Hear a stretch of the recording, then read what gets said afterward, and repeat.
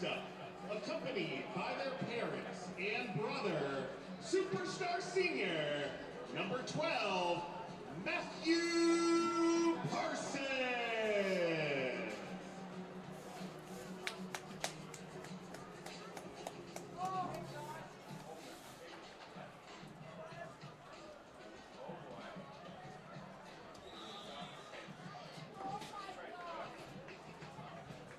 Next up, accompanied by their parents, brother, and grandparents, Superstar Senior, number 13, Owen Birnbaum.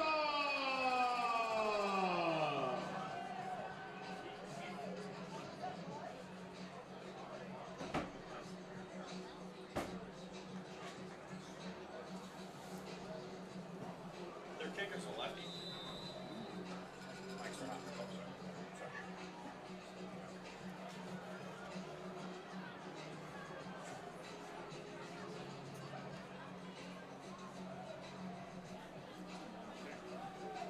Next up, accompanied by their mom, dad, and aunties, Superstar Senior, number 14, Xander Demir.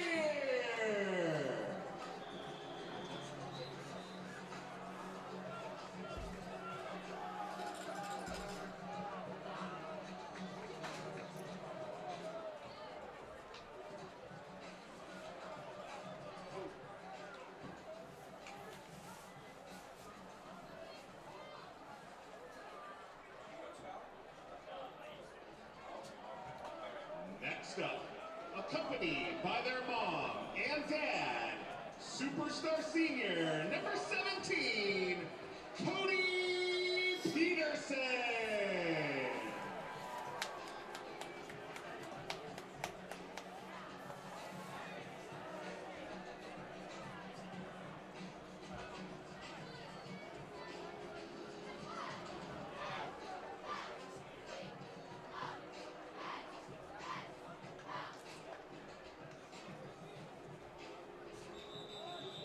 Next up, accompanied by their mom and dad, Superstar Senior, number 18, Paul Zerker.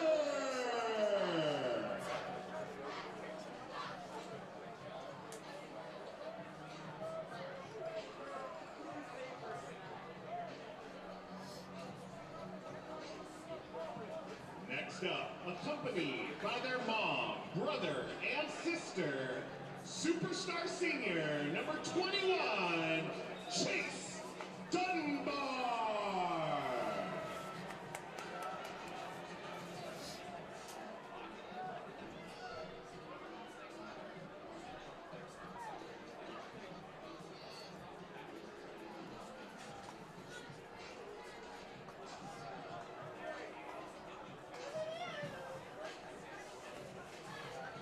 Next up, accompanied by their mom, dad, grandma, and grandpa, Superstar Senior, number 22, Josh Minot.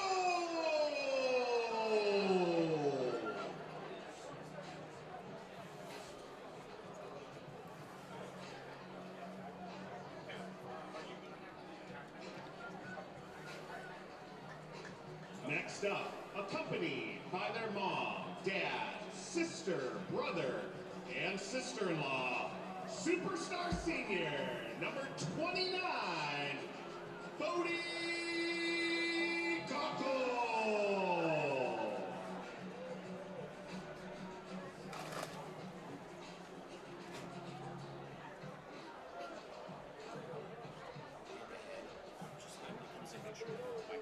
Next up, accompanied by their parents, Superstar Senior, number 52, Jack Mostovitz.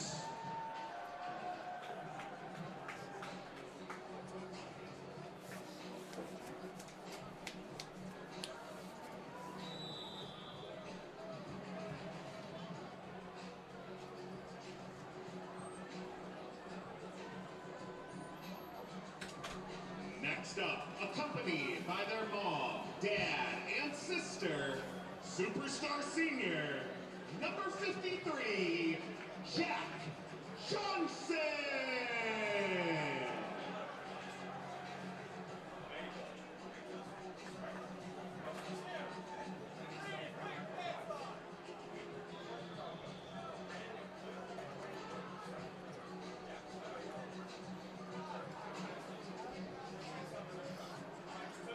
Up next, accompanied by their mom and dad, Superstar Senior, number 54, Ryan Yoshimitsu.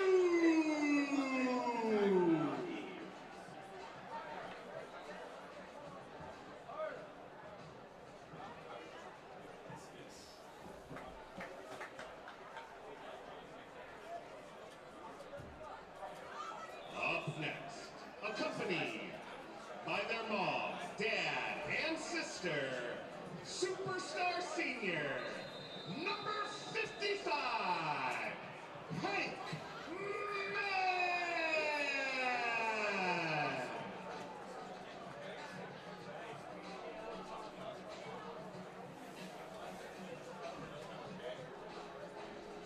Up next, accompanied by their dad, number 57, Superstar Senior, Candy Burns.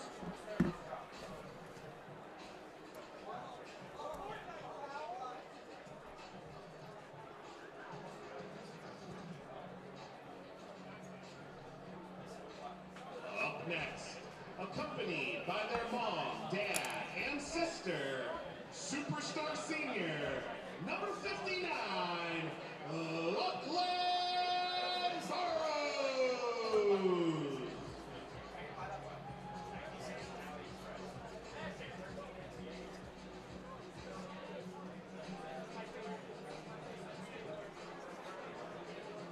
And our final Superstar Senior from Skyline Football, accompanied by their mom and brothers, number 66, Zane Cueva.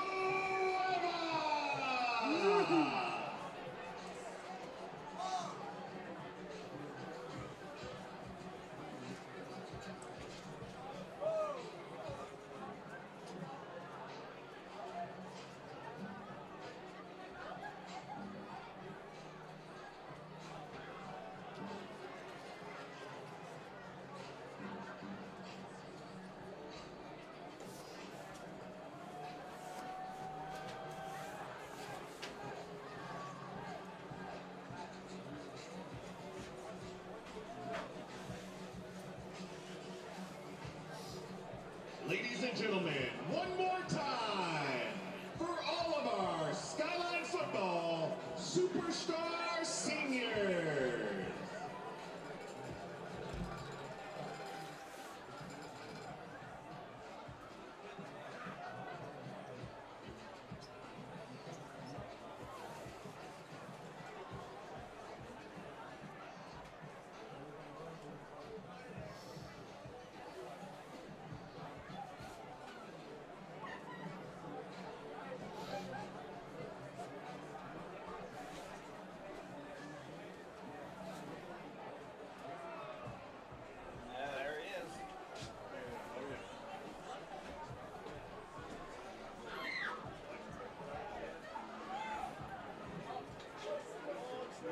My son had a car. Yeah, what? And I didn't have a ride. My wife's in Bellevue, and he just going for it. Yeah. Ladies and gentlemen, welcome to Sparkman Stadium for tonight's Kingco Crown District contest between the Skyline Spartans and the visiting Woodinville Falcons. Skyline is led by Coach Peyton Pallure and comes into tonight with a record of 3-3, 0-2 in league. Last week, Skyline lost to Bellevue at Bellevue High. Woodinville is led by Coach Wayne Maxwell, who comes into tonight with a record of 3-3, 1-2 in league. Last Last week, Woodinville beat Bothell by a score of 36-29. We look forward to a great contest. And we remind you that the Kimco League is pleased to sponsor a variety of events throughout the school year and encourages all students to become involved in these activities. Where'd all the time go? It's starting to fly.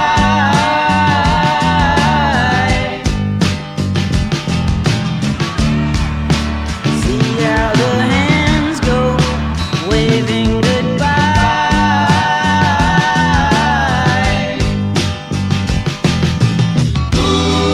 And know I get so forgetful when I look in your eyes.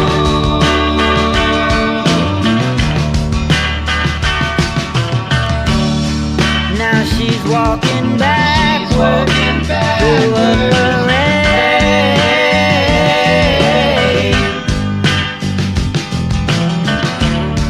and I'm stuck in the shadows, blocking the shade.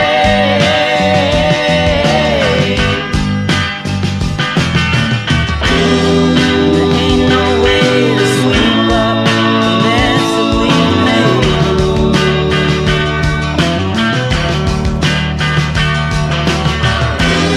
She gets dressed up like a pillow, so she's always in bed. Flowers for the sick and dead. She's on the go, way too fast and way too slow. She'll turn the stone in hospitals and funeral homes. And when the fall rises, somebody sighs who is not in disguise anymore.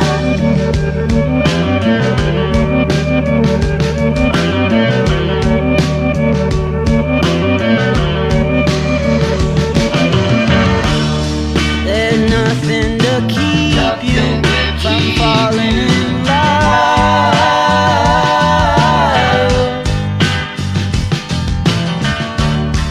It starts at the bottom, it comes from above.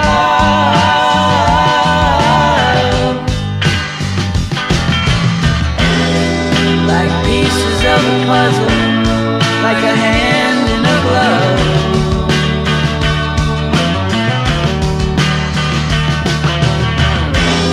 She gets dressed up like a pillow, so she's always in bed. Flowers for the sick and dead. She's on the go, way too fast and way too slow. She'll turn to stone at hospitals and funeral homes. And when the tide rises, somebody sleeps and is gone in the blink of an eye.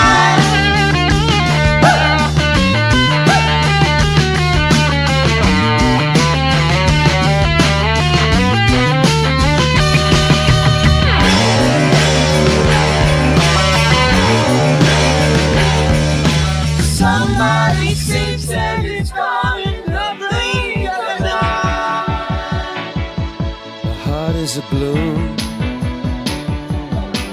shoots up through a stony ground, but there's no room, no space to rent in this town. You're out of luck, and the reason that you had to care, the traffic is stuck, and you're not moving anywhere. You thought you found a friend to take you out of this place, someone you can lend a hand in return for grace. It's a beautiful day. Sky falls, you feel like it's a beautiful day. So let it get away. You're on the road, but you've got no destination. You're in the mud, in a maze of her imagination. You love this town.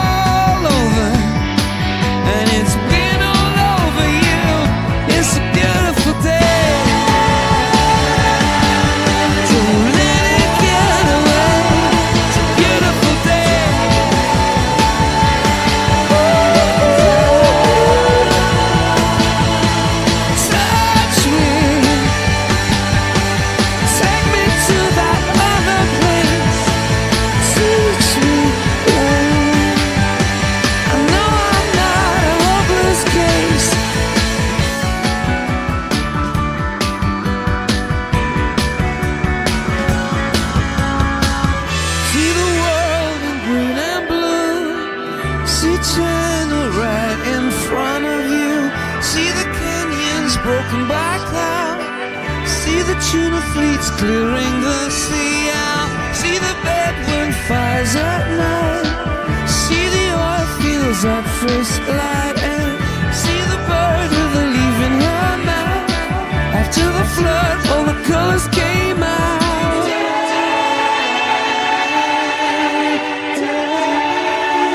It was a beautiful day. Don't let it get away. Beautiful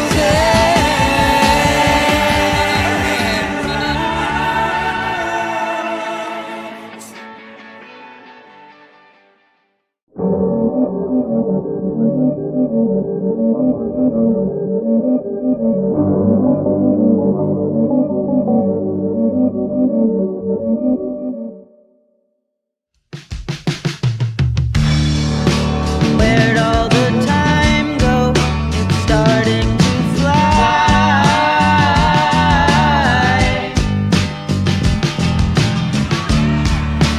See how the hands go, waving goodbye.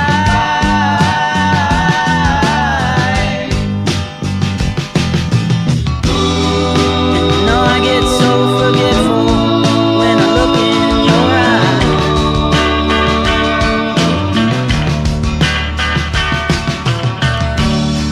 Now she's walking backward through a parade,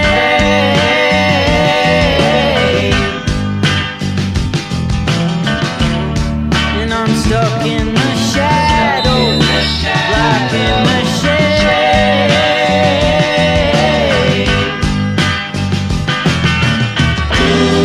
There ain't no way to sweep up the mess that we've made.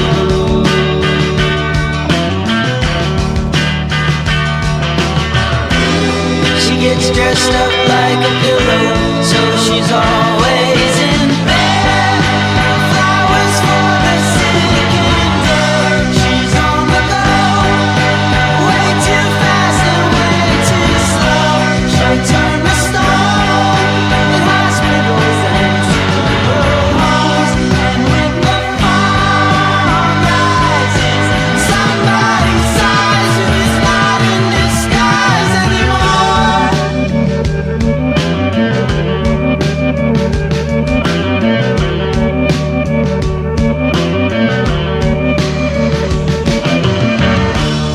There's nothing to keep you.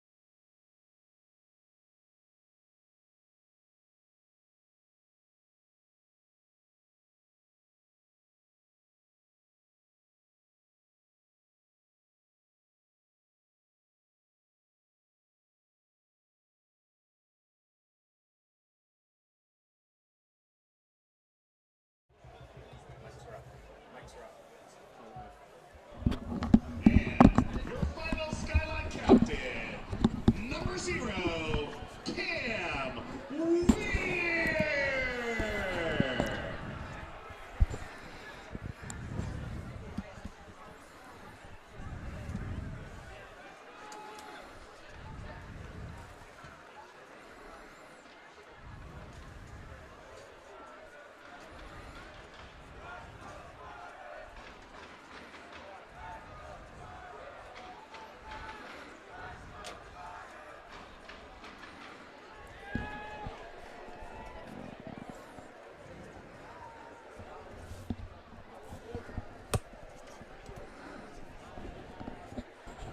Test 1 2 3. Test 1 2 3.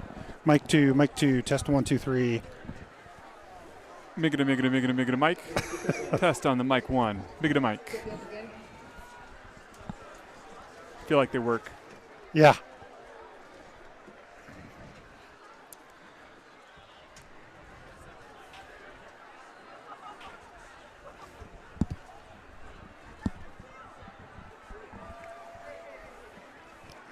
Welcome, everyone, to Skyline Spartan Stadium, Sammamish, Washington, where Skyline will be taking on with the Woodinville Falcons in a conference matchup. I'm Kyle Enns alongside Jim Holman. Hope you enjoyed the pregame senior night activities if you were available, and the Spartans have homecoming excitement at halftime. Jim. I got to tell you, Kyle, the score last week may not have felt like it, but the Spartans played an amazing game, and they really seemed to get it right in a lot of ways. They got 130 yards on the ground, and Cam Weir went off for 6 catches and 92 yards. I'm excited for tonight. And a TD. And a touchdown. That's right. So let's go ahead while the Spartans run out onto the field. We're going to go with keys of the game. Tonight's game for the Spartans is to keep, on at least on defense and on offense too, is to keep their eyes on the ball. Even as good as the defense has been all season, the run and pass misdirections and quick outs have baffled them really pretty much the whole season. The running game for Skyline, it was nice to see the running game come back a little bit last week with Colin Shamp doing most of the heavy lifting. Hopefully we'll see a little bit more of the running this today, with maybe Josh Minogue getting a little bit more involved. Key number 3 is to continue the air assault. Last week we did see a much better amount of successful passing than we had in the previous week. Hopefully we'll get to see Seiler up the middle again and doses of Cam Weir and Luke Morgan deep. And we're going to pause real quick for the national anthem. Skyline Vocal Jazz Choir, directed by Benjamin Rogers.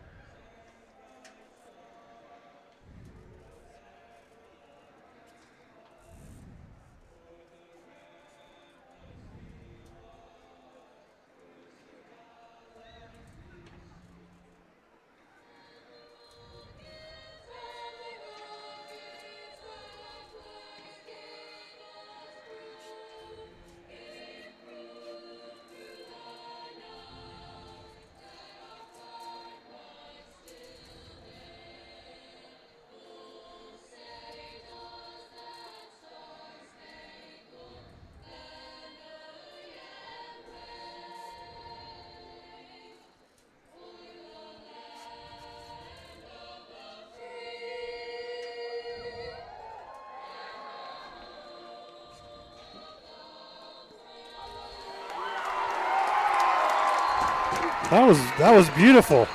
That really was nice. Yeah, they did a great job.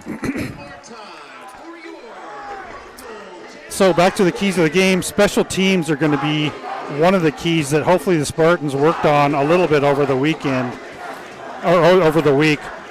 Spartans have really not done well on special teams, especially keeping in their lane, making sure they're guarding all across the field horizontally, where to the tune, Sean Lee had to come in and help out on some of those returns, right, to help on those. So hopefully that the special teams did a little bit of work this week to tighten up the at least the kicking team return part. What do you think about those keys? All very good, solid points. And really tonight, the Spartans, they're going to need to make sure that they've got a good plan for Woodinville's number 44, Casey Larson. He's their big senior, committed to play for Idaho next year. He plays all over the field. He's 6'3", 200 pounds. He plays running back, receiver, quarterback, tight end. They list him as a defensive back, but he also plays linebacker.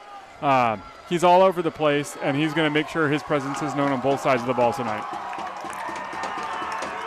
That's a great synopsis. Appreciate that. I didn't do any scouting on him.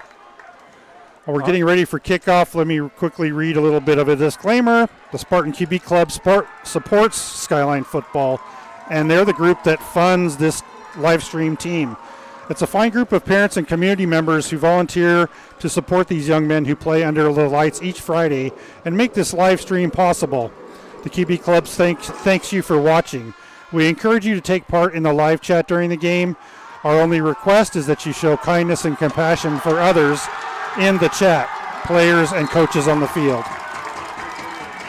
All right, so that kickoff from Sean Lee was fielded by number 4, Santiago Hernandez, who ended up doing a pitch over to that number 44, Casey Larson, who returns it to, guess what, the 44. Just seriously, that's where the ball spotted. Yep, just a coincidence, I'm sure. So a little bit of razzle-dazzle on the return. So Woodinville's offense takes the field. Their quarterback is senior number 9, Levi Grothin.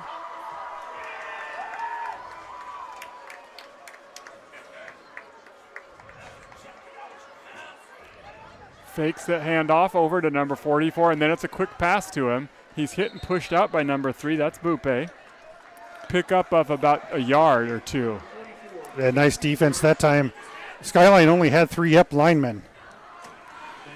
Let's go to the Skyline defense starting tonight. Junior Caleb McBride, senior Zane Cueva, senior Jack Moskovitz, junior Hunter Hickson, senior Josh Minold, number 22, senior number 14 Xander Gannier, junior number 11 Slyler Jones, senior number 7 Jack Mays. And here we go, another play, another pass over to number 44. That's Casey Larson. He makes a big catch and a run way down the left side of the field. He does a good stiff arm right to the helmet of Cam Weir and is pushed out of bounds at about the 10-yard line. So that's about a 45-yard gain, 50-yard gain almost. Well, they went to him on the right side, and then they went right back to him on the left side. Yeah, we're going to see a lot of him today. Well, that should have been one of your keys. It was one of your keys. The 5th key. If only I was paying attention.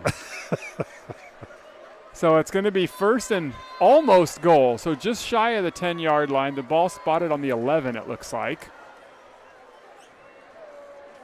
44 is taking a breather. So this time it's a handoff to number 4. That's Santiago Hernandez. He's hit and brought down, almost brought down. Whistle stopped. I think that was a keeper. Well, that was a keeper. That was a keeper. I guess I'm taking a nap here. Nope. All right. It fooled me at first, too, and then nobody went after him, so. So checking out is junior Blaine Hager. Checking back in the game is number 44, Casey Larson. So watch for him to get the ball again. 6'4", 200, you said? 6'3", so 6'3"? who's counting, right? Oh, my goodness. So he's in the slot over on the right side of the field, so watch for him. So the pass is going to be right to, deflected and intercepted. Caught and returned on the left side of the field. Is that Bupe? I believe that's Bupe. Excellent heads-up play by Bupe. Watch the instant replay. Volleyballed it right to himself. So Bupe read the quarterback. He knew the receiver was in the end zone towards the back side of the end zone. Here's a replay again, folks. Watch this. Doink. And he catches it, and piece of cake. And Luke Morgan was back there, too. I think it was going to get intercepted either way. So Bupe stole the interception from Luke, but we'll take it. Skyline takes over possession. Their ball spotted at the 25. And we see number 44 on looks like he's a wideout. Yeah, he'll be defensive guy. covering Cam Weir. Handoff to Minold up the middle, pick up of about a yard or two. It looks like they're going to try to make a statement and shut down Cam, but Cam's faster. Cam's faster, even the height mismatch and there's no question that Cam will just make it around. Although you said he did, what was his speed? He was a 4.740 runner, not number 4. He should be a 4.4, but not quite that fast. Well, Cam did win state in the 100, so. So this time we pass it off to Minold, the right side of the field. He gets tripped up and tackled by Casey Larson. Would have been great to have a little blocking for Josh out on the wing so that he could make that one guy miss and he would have been off to the races. But nice play by the Falcons. Yeah. 3rd down and 6.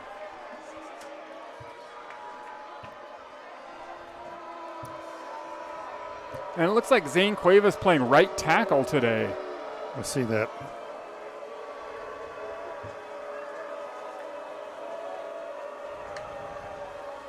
Perello looks left, scrambles. He's running left, being chased, looking, and he's just going to take it and run.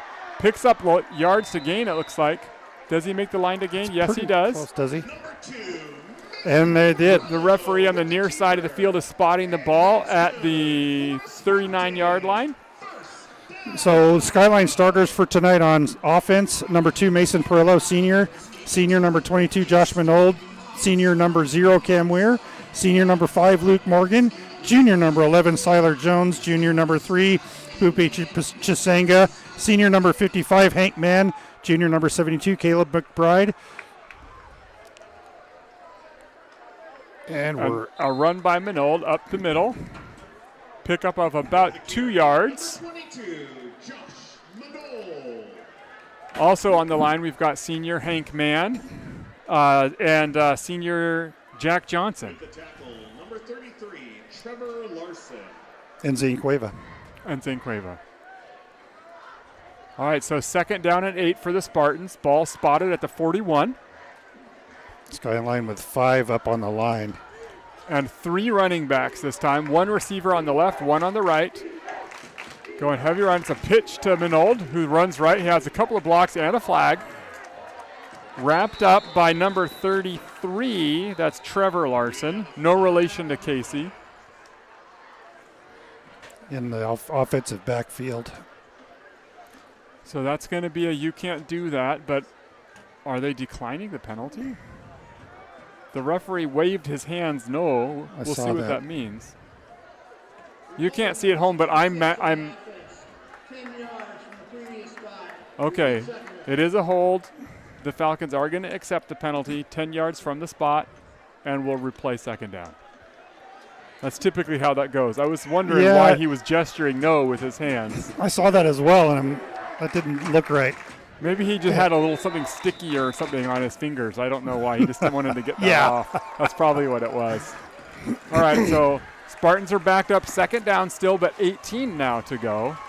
Hunter Hickson in the formation this time. Head over on the left side at tight end. No receivers on the left, 4 receivers on the right. Interesting. Perello dishes it off to Bupe. Bupe's got some good blocking this time. Good blocking by Cam, who frees him up. He makes one guy miss, makes another guy drag him down. Bupe makes the line to gain. It's going to be another 1st down for the Spartans. And like you said, Cam Weir had an excellent block on our friend Larson, who we're going to be talking about all evening. But I think Cam was afraid he was holding, but man, what a great block by Cam. He definitely pulled his hands back as soon as Larson started to get around him. He didn't want to get called for holding, but if that's got to be good for Cam, because he does give up a little bit in size against Larson. No question. All right, hand off to Minold. He looks around. Oh, it's not. I got faked out. Perello keeps it and runs left. He's all the way around the formation, making his way. Is he going to make it to the end zone? No, he gets pushed out of bounds. A huge run from Mason Perello, knocked out of bounds at about the Falcons' 15-yard line. And another amazing block this time by Luke Morgan. Luke Morgan led him down the field and just tied up his blocker. I'm glad you're paying attention, Kyle. Dude. Because I was so busy watching Minold run right up the middle, I didn't even realize what was happening. Yeah, amazing block by Luke. Good job, Luke. Rain starting now. All right, so another first down for Skyline. You've got Bupe on the left, Perello looking right, looking. He's going to scramble right, looking to dump it off to Manold. He throws it for the end zone, just outside the back of the end zone. Intended receiver was Luke Morgan. He smartly threw it away. I thought that might have been up for grabs. 21 from the Falcons. That's Alex Torgeson was looking for it, but it was out of his reach. So nice job by Perello to not try to force it in there. The game's still early. It was first down. Well, Perello had an outlet in Manold and just chose not to take it. All right. Probably a good call because, it's a pick six if he tries to force it there either. Also. So we've got 3 receivers on the right, 1 on the left. It looks like it's Hickson stays in to block this time. Good block by Cueva, just pancakes his guy. And does he make his way into the end zone? Almost. So Josh Manold with an excellent lead block from Zane Cueva. You can see the guy Zane was blocking just laying on the ground helpless. and Manold takes it to the 1-yard line. First and goal, Spartans. Great job with the replay that time. I think Caleb McBride was down there helping Zane out too on the right side. So you got Caleb at the right guard. Zane on the right tackle. This time it's a handoff to Manold. Yep, He runs give it left. to Manold. He looks like he's in. The Spartans are signaling he's and in. The referee signaling it's a touchdown, Spartans. And just like that, Skyline kicks off the Falcons, picks off their pass, and marches it all the way down the field, 75 yards for a touchdown. I'm super glad they gave it to Josh too after that big, huge run. You know what? I Give it to think money. that touchdown is brought to you by Christian Mainley Orthodontics. They've been an honored community member since 1991, creating award-winning smiles for decades. Did you know that? I didn't. All right, so this time Skyline's going to go for 2. A quick pass over. Are we in? And we are in. We convert the 2-point conversion. Pass was caught by Will Simon, the superstar senior. Super senior Will Simon And from go ahead. David Mata. Pass was it really? David Mata was the 4D. David Mata the 4th. Good job, David. David Mata took the hike and passed to. And who brought us that PAT, Kyle? That was a 2-point conversion brought to you by Western Tile and Marble, who is known as a leader in the natural stone and commercial flooring industry with the goal of becoming the benchmark for excellence in specialty contracting. And let's also thank Weider. Weider is an active nutrition company, and their mission is to provide consumers with the best products that Nutritional Sciences has to offer for living a longer, stronger, and healthier life.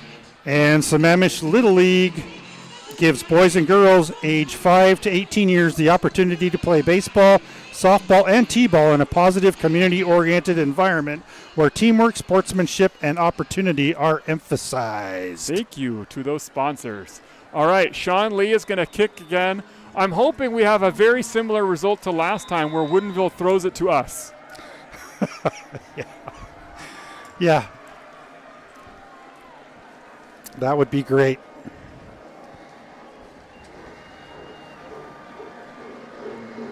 All right, and the kick is deep. Way deep. That is all the way into the end zone. Lands on the Skyline E.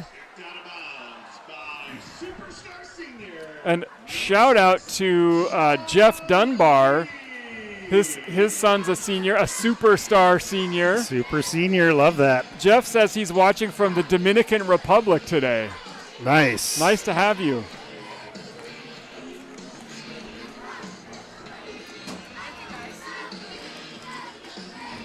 All right, so the Falcons take possession at the 20-yard line from the touchback.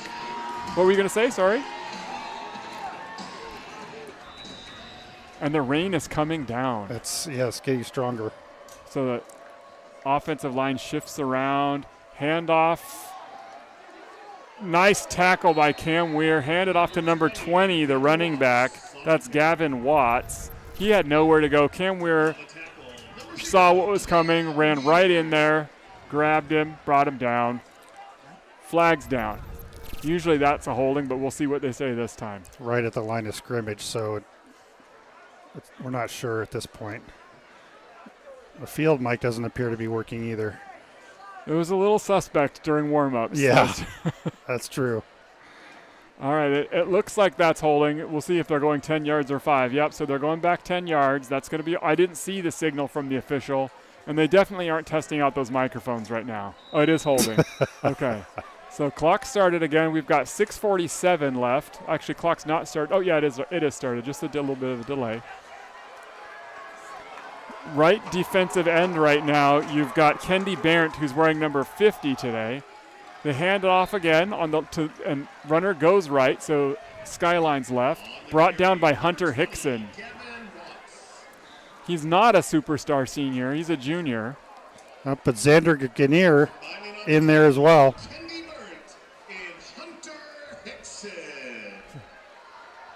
So Xander Ganir, the superstar senior.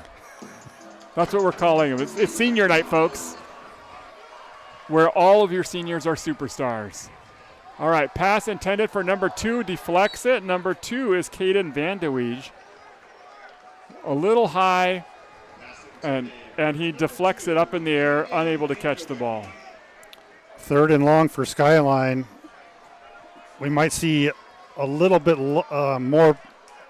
more population out on the edges and maybe in the backfield. And playing in the backfield right now, you've got Siler Jones as one wideout. On the other side of the field, as always, you've got Jack Murch-Mays, Cam Weir, and Bupe at safety, along with Luke Morgan as the Spartan.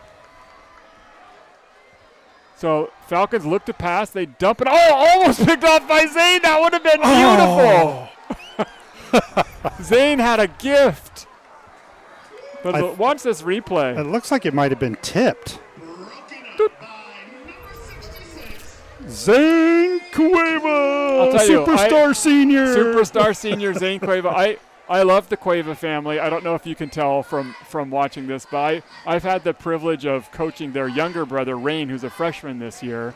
And Zane and his brother Lawton used to come to the practices and help out even while they were playing in the program here. After their practice would be over, they would come and help out and just show support for the program.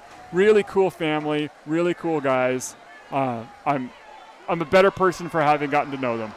So punt fielded by Luke Morgan, who doesn't want to go down. He spins around a few times and is finally brought down on the Falcon side of the 40-yard line. Yeah, Luke caught it at about the 46, and he ran around and was hit a couple times, and he worked really hard for that 7 yards that he made down to the 39. It's nice to see Luke kind of back to his fighting ways. You were telling me before the game, Kyle, that he was under the weather last week.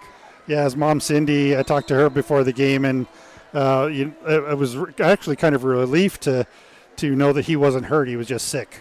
Well, absolutely. We were wondering during the game last week if he was doing all right, because he just did not seem like himself, and it looks like if it's going to take 2 or 3 people to bring him down, hopefully he's back to his good old self. Yep. And again, his speed is back too. All right, this time it is a handoff up the middle. Perello didn't keep it. Josh Minold takes it about a yard, maybe 2 yards on first down. So 2nd down and 8 for the Spartans. Looks like Mac Flack is the person who brought him down. Mac Flack? Senior, 215. Yep, Mac Flack. All right. Good tackle, Mac. All right, so 2nd down and 8. We've got a weird formation where we've got 2 receivers on the far right. Perello scrambles right, has nowhere to go. He's just going to run out of bounds for a loss of about 5. That was a broken play. Yep. So we've got kind of a weird formation where we've got Cam and Bupe way over on the right side of the field, one kind of standing behind the other. And I think Josh was supposed to come right for maybe an option handoff from Perello. So this time we've got trips left, Cam the sole receiver on the right side of the field. You got Bupe Jones. Bupe's in motion. Goes back to his old spot, decided he didn't like that. Perello scrambles left, looking, throws it. Caught by Morgan. Did he get his feet down? Yes, he did. Outstanding effort from Luke. Great pass on a 3rd and 11 to Luke.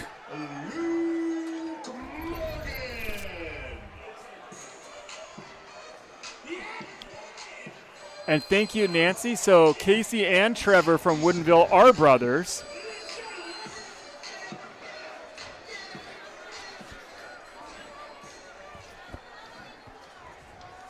All right, so that first down brings Skyline to the Woodinville 26. It's a delayed handoff to Manold, who runs up the middle, has not quite a running lane, but makes a few yards. Yeah, he got a head of steam up too, so it was going to be hard to get him down. So good blocking by number 54, Jack Johnson, on the offensive line that time, who's playing center today. I can't tell who's at left guard. I'm looking.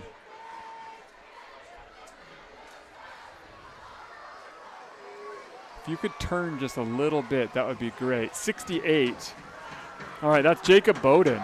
Okay, so Jacob Bowden and Jack Johnson that time. All right, so handoff to Manold, who looks left. He's got some room to run. He's running around the left side. He's going to go all the way into the end zone for a touchdown, Spartans. Too easy. When the line does their job, it's too easy. That was a beautiful fake too, and with Perello faking the pass, and it looked like with both Bupe and Cam coming over to the right side, it looked like they were actually going to the strong side. And Skyline is playing hard today. I love it. This time, we're going to kick. Sean Lee, superstar senior Sean Lee, back to kick. Number 32, David Mata, the fourth, already has 2 points today from passing the PAT last time. Catches it, and the kick is good. So we have to, if we calling out Mata, we need to say hello to the Mata family in Mexico. Watching from Mexico. Yep, of course. And we should also say thank you to Legend Sports Photography. They're offering the very best in team and individual sports photography since 1977, where they capture memories of your young athlete that will last a lifetime. And also Jobo's Pizza. Every Tuesday, join Jobo's Pizza for Spartan Spirit Day and enjoy 15% off of your order. Dine in or take out with code Spartan15. Hey, Jobos. Hope you guys are having a good evening tonight. And I wanted to, as we get ready to kick off, I wanted to also give a shout out to all of the parent and other volunteers. I learned last week that we have a little bit over 40 people who come to help out with getting these games up and running every single week. That's a lot of support from a lot of different parents, and we couldn't do it without you, whether you're doing the chains or you're doing the inflatable thingamabobber over there that I'm waving with my hand. The tunnel, thank you. The people up in the booth on the other side, those here, the people running the cameras, a lot of the concession stand, the swag booth. A lot of volunteers are here every week, and thank you very much for all that you do. Yep, and the QB Club, who tries to manage to put it all together, including the team dinners, and it's an amazing thing that they do for Skyline football. And this time the kick lands on the L, the Skyline L, so that's going to be another touchback. We are giving Casey no opportunity to return it, which is probably a smart plan. That's a good deal.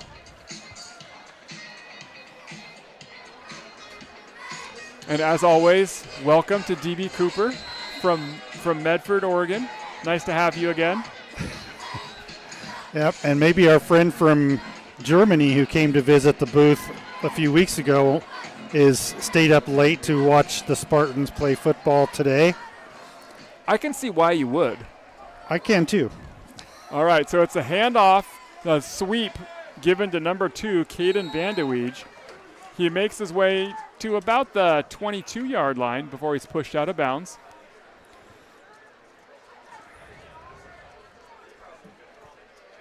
And he's pushed out by Bupe.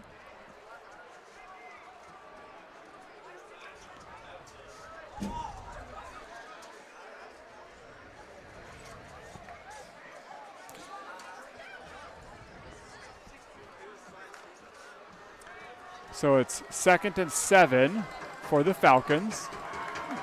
Two jacks on the right side for Skyline. Oh, and a flag before, just a pre-snap flag. Hunter Hickson was blitzing. He's not pleased with the play stoppage.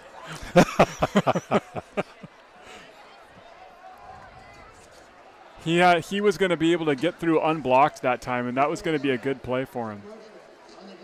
And it was an encroachment.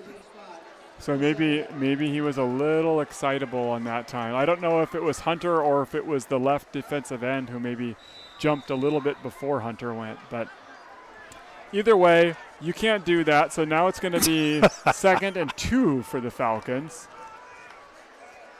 Chase Dunbar is in the defensive backfield also for Skyline now. Superstar senior Chase Dunbar. That's right. So ball was handed off to number 4, Santiago Hernandez, who's hit and brought down by superstar senior number 14, Xander Ganir.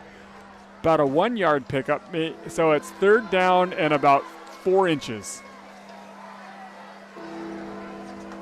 I hear the church bells going off. That means that we're supposed to stop them here, right? I think so, or ACDC is getting ready to play. All right, so in the backfield, you've got Hernandez and Larson. Quarterback is Levi Grothin, their superstar senior. Ball is handed off but to Larson, who makes his way almost to the 40-yard line. And that's going to be a 1st down for Woodinville. A lot of the defense was fooled going right with Santiago Hernandez. Did a really good job running to the right side and pulling some of the defense over there. So nice fake.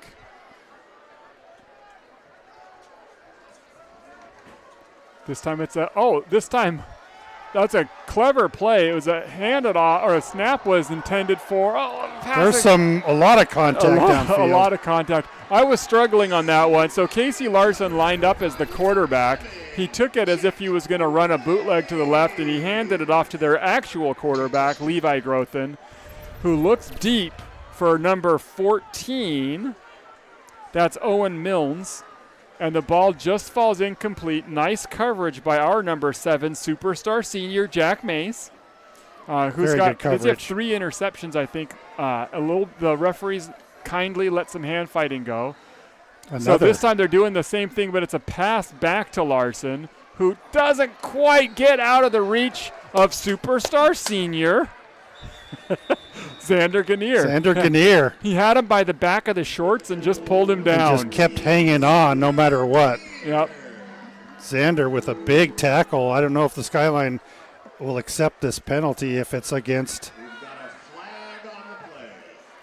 White.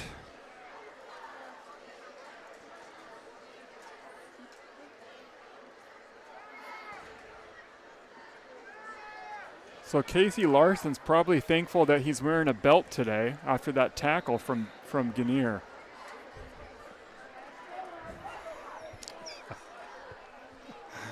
Yes.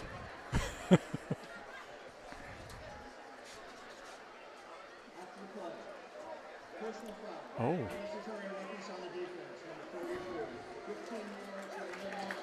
Number 44 on the defense. Do we have a number 44? We do not. Well, you can't do that. I don't know what happened there. Hopefully the replay caught it and you guys were able to see on the video. So it's a personal foul. Xander gets credit for the tackle with maybe a yard gain on a very tough guy to tackle.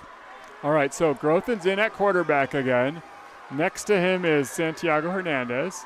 And it's handed off to Hernandez, who runs up the middle. Oh, and he's hit hard. I see a mouth guard on the ground. Pick up your mouth guard. Thank you. It was Jack Moskowitz's mouth guard. I can tell because he picked it up and just put it right back in his mouth. Yep. That's why I was laughing about, folks. Well, so interestingly, Larson was able to get through the left side unblocked, and if the play hadn't developed that way, he was pretty wide open on the left side. So Hernandez ran into a wall and picked up about a yard. So it's a handoff again to Hernandez, who runs up the middle again, going to a little bit to the right side of the field and just pushing his legs. He won't go down. Finally, he's eventually dragged to the ground. Looks like Jack Moskovitz is going to get credited with that tackle. I don't know who had him wrapped up. It looks like it might have been Zane, might have been Caleb McBride. I couldn't quite tell. There's I think Hickson was slowed him down to let the rest of the defense up to help out. So 3rd down and 6 for the Falcons. Bizarre clock behavior. Yeah, our clock is a little bit glitchy, so you can't trust it entirely. But about 20 seconds left to play. Quarterback looks to pass, throws it. Oh, the ball swatted at the line of scrimmage. Nice. Let's see if we can see a replay of that one and who got a piece of it. You know who it was? Superstar senior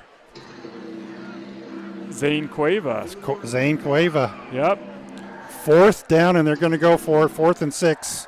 All right, so here, look for number 44 on this play. He's on the left. He's in motion, running right. Trips formation. Quarterback's looking for him. He's covered. Quarterback's going to scramble, running right. And is he going to throw it? He does. Airs it out, and it's caught. Who knew it was going to go to Casey Larson? In Incredible traffic play. with 3 Spartans right around him. He was well covered, but he was just bigger and stronger. Great play by the Falcons. Good job by the quarterback, taking his time, making sure that he makes a good throw. Yeah, it almost seems like he was willing to give up an interception just by airing it out, almost like a Hail Mary type thing on 4th down. Yeah, he really didn't have anything to lose. And their kicker is Gavin Watts, who's also a running back for them. He pushes it through. So score is now Falcons 7 and Skyline 15. Yeah, I don't think he had anything to lose by throwing that ball. Yeah, to Lawson. I agree. When they were close, and it was a great play. Great designed play by the Falcons coaching team. Good execution by the quarterback, and good job by the big receiver Casey Larson.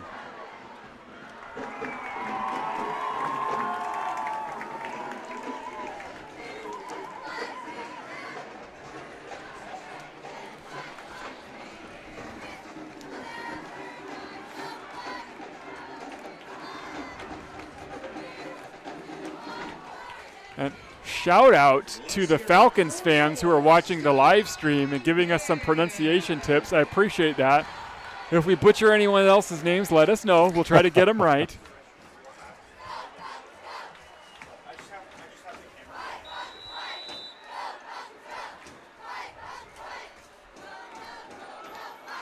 And it's a shallow kick by the Falcons, fielded by Luke Morgan, who runs us past the 30, 35, tripped up and brought down at the 37-yard line. Brought down by number 10 of the Falcons, Josiah Keo Pelagio.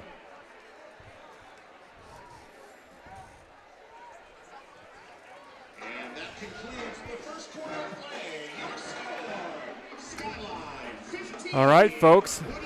At the end of one quarter, your score is Skyline 15 and Woodinville 7. Skyline with an excellent first quarter.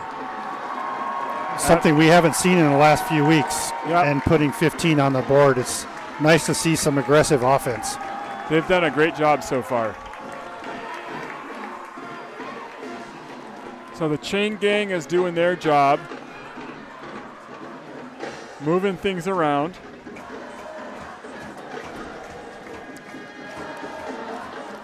And the rain is coming down. It's really, it's not really hard rain. It's just a lot of it.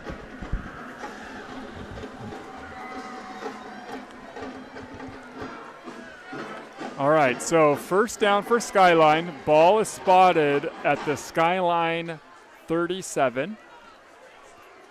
38, excuse me. 1st and 10.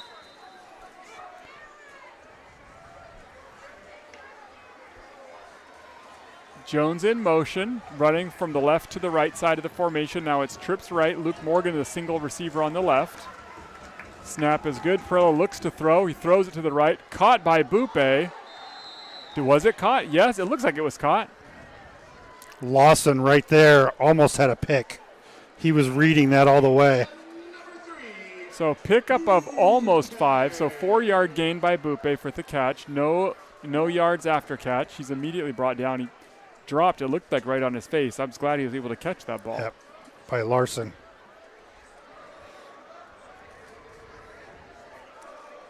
So 2nd and 6. This time Bupe runs across the formation, so we've got trips left this time. Minold moves to Perillo's left. Shot clock has 3 seconds. Hand off to Minold, who runs up the middle. He's got some good blocking, and he's powering his way down the field. It looks like a pickup of about 5. I wonder how much Josh can squat. Nice run by Josh, just carrying 3 or 4 Falcons down the field. Showing that those powerful legs that have just been a Skyline staple for these last 4 years. So 3rd down and 1 for the Spartans. Perillo's making some checks at the line of scrimmage. You've got that weird formation here where you've got Morgan and Jones way over to the left side. It's a handoff to Minold, who runs a little bit to the right. He's got room to go, makes the guy miss. He's brought down almost. No, he's not brought down by number 44. He just keeps on going. What an amazing run. Larson tried to throw him down, and Josh just didn't want to go down.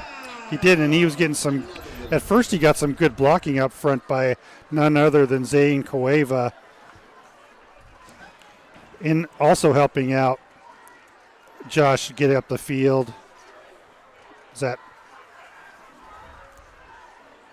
a 58? There's a 68. It's got to be Jacob Bowden. Jake Bowden, yep. All right, so we've got quad receivers on the left side of the formation, including Colin Champ. So Josh takes a quick breather. Perillo takes it and runs right. Tries to spin out of one tackle, and he does, and he's wrapped up and brought down by 2 other Falcons. So that didn't work at all. Yep, designed run, and Josh had nowhere to go. In fact, he had less than nowhere to go. And that is why it was a loss of 3. Less than nowhere to go. I like that. All right, so Champ stays in, so Minold is still getting a little bit of air. You've got Hickson at tight end, Bupe going to the left side of the formation along with Luke Morgan. And then on the right side of the formation, you got Cam Weir. So it's a handoff to Champ, who runs to the right, up the middle, pickup of about 5 before he's stopped. On the carry, number 23, Colin Champ. They gave Champ a really good spot, too, it looks like. So 3rd down and 8 now for the Spartans. Checking into the game is Siler Jones. Checking out is Hunter Hickson. So you've got Morgan, Minold's Jones, back in. Minold is back in, Bupe, and Cam Weir. So Bupe, Jones, and Morgan on the left, Weir on the right. Where's 44? 44 is still guarding Cam Weir. They're trying to shut him down today. Perillo looks to throw. He's going to scramble, run up the middle, and he throws it just as he's going down, intended for Siler Jones. Great effort by Perillo. He ended up eating the turf as he throws that ball. Watch the replay here.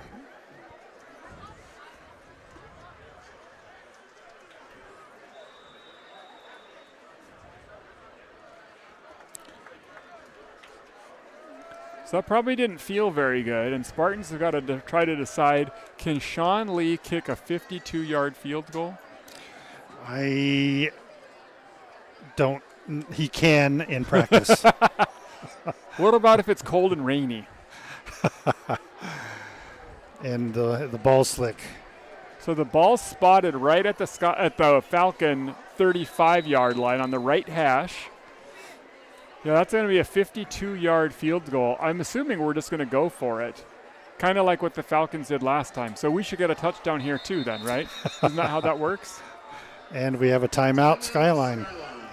So Skyline takes a timeout, which is just in time for us to thank our next sponsor. State Farm Insurance. Call State Farm agent Mark Shapiro. At Mark's agency, their customers are the top priority, and they provide you with exceptional insurance options that save you money. They offer free quotes on auto insurance, home insurance, renter's insurance, and life insurance. And thank you to the Sarah Miller Group, your Eastside real estate experts. They deliver exceptional results and unparalleled service. Their personalized approach and commitment to client satisfaction ensures that you receive the support and attention you deserve. And Lindsay Hatch Real Estate. Lindsay's goal is not to just be a real estate agent, but to be your trusted advisor, neighbor, and friend. I saw Sarah Miller had a house for sale. I think it was on Southeast 16th a couple weeks ago. Did it sell already? I haven't been by there since.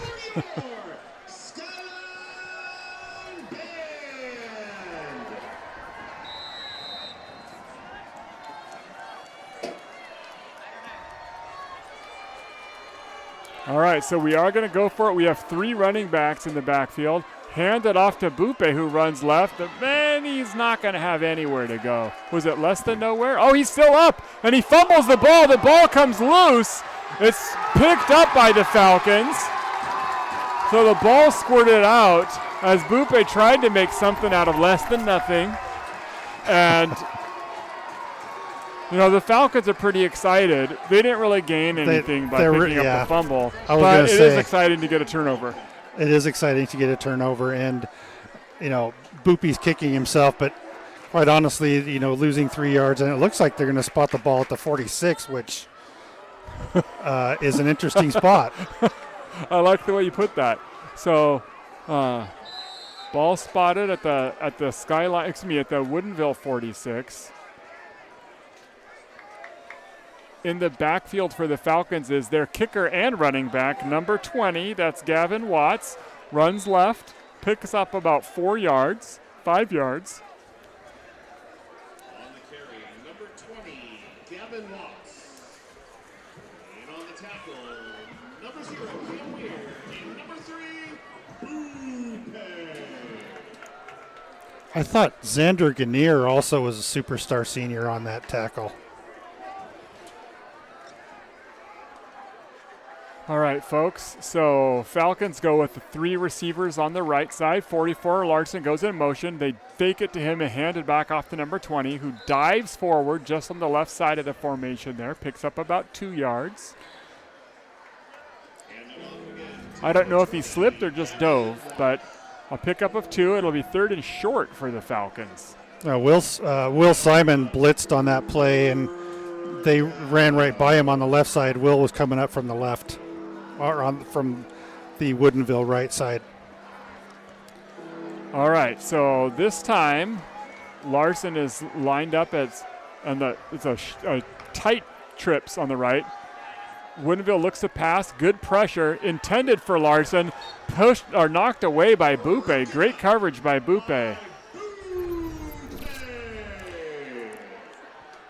So 4th down and 4 now. Ball is spotted on the Skyline 47-yard line. And heavy pressure by Kendi Barrent. He's German. On that play. Nice to see Kendi up there to get in the quarterback's face. Even though he was so far back, the quarterback was really far back in the formation. Yeah, he had about a 9-yard drop on that time. So Woodinville's going for it. I don't know how that's not a false start, but okay. The running back looked like he was going to take a handoff. Oh, and we punt, or they punt, excuse me. Nobody back to receive for the Spartans, so that's going to roll. Watch that replay, folks. Number 20 starts like he's going to take a handoff, and then he cuts to the right. See? Yep. You couldn't really see it, but you can rewind the video and watch it that way. All right, so that punt was brought to you by none other than New Vision Eye Care, the local Sammamish eye care team. They will take care of all your eye care needs for every member of your family. Stop in or give them a call today to set up your annual eye exam. And Juniper Capital. On the field and in commercial real estate lending, Juniper Capital understands the importance of speed and agility. Their local office is here to support the community. At Juniper Capital, speed matters. All right, folks, so Skyline takes possession of the ball at the 13-yard line. So they're going to have 87, my math is bad today, yards to go. And it's a direct snap to Manold, who runs to the right. And pick up of was about 5 yards, it looked like for me. Is that a Wildcat formation? Yeah. Was Perello even in there? I don't see him. He's still not in. I wonder if he's okay. He really did hit the turf hard on that throw. Yeah, he's taken a couple of big shots. So Manold is playing, I'm going to say Manold is playing quarterback. Who else is even back there with him? Everybody's back there. So it's another Wildcat. Extra blockers for Manold, who this time takes it and runs to the left. Yep. Pickup of about 2, maybe 3. Morgan was back there helping out as well, trying to lead Manold also. So I hope. So 3rd down and 3 for the Spartans. So you've got Hunter in the backfield, Will Simon in the backfield, Colin Champ, and Josh Manold. Hunter Hickson is back there as well. Yes. And I hope Mason's okay. All right, so Manold takes the handoff, and he's just going to run again. He's got some blocking. And did he make the line to gain? It looks like he did. I believe he did, depending on the spot. It looks like he got all the way to – he did. He did. Good. So he's brought down at about the 24-yard line, so he makes it by 1. All right, Champ is checking out. Who is going to come in for Champ? Nope, he's not. He's coming back onto the field. So I think we're just going to have this formation for a while. Or are we calling is there a timeout called? A timeout Skyline. Yeah. Well, you know I think what? that's a good call. I think so, too. Maybe they give Perello a chance to get straight. And you know who brought us this timeout today? Zeke's Pizza. Sammamish. Students, please come in with your student ID for the Spartan Lunch Special Monday through Friday, 11 a.m. to 1 p.m. and get a free Jones soda with a purchase of a slice. What a deal. Jones soda. If you're hungry, can you get 2 slices? Yes, I would say so. And 2 Jones sodas. I don't know.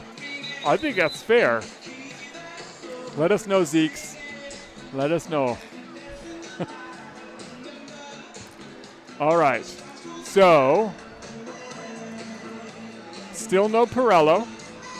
You've got Manold at the quarterback. Champ next to him now.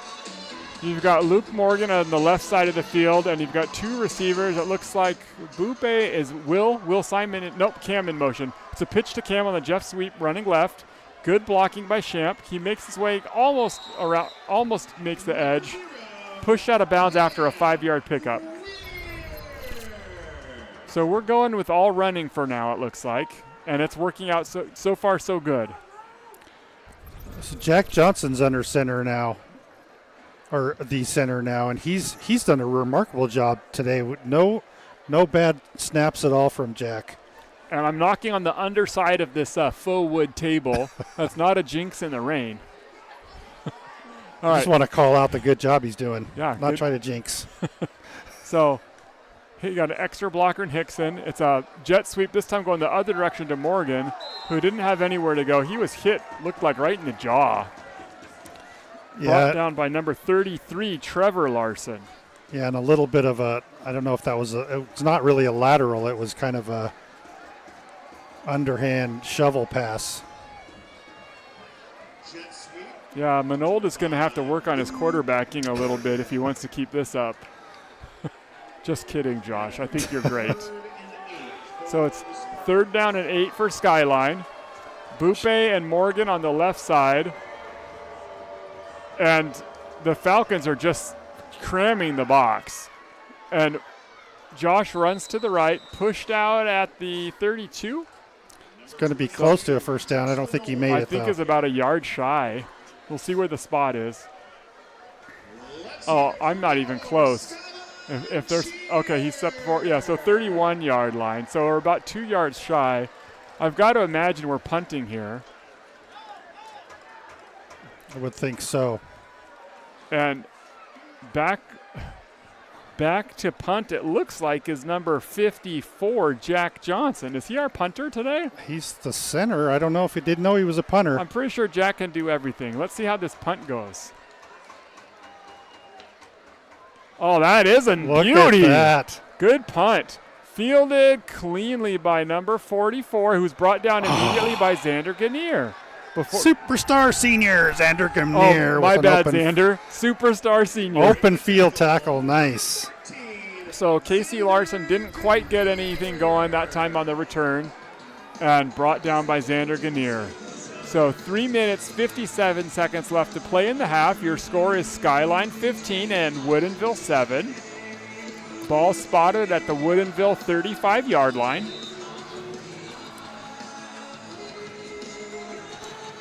I want to give a little shout out at the beginning of the third quarter. We're going to interview the athletic director for Skyline, Gary Mogg. So looking forward to that at the beginning of the third. I hope he knows what he's getting into.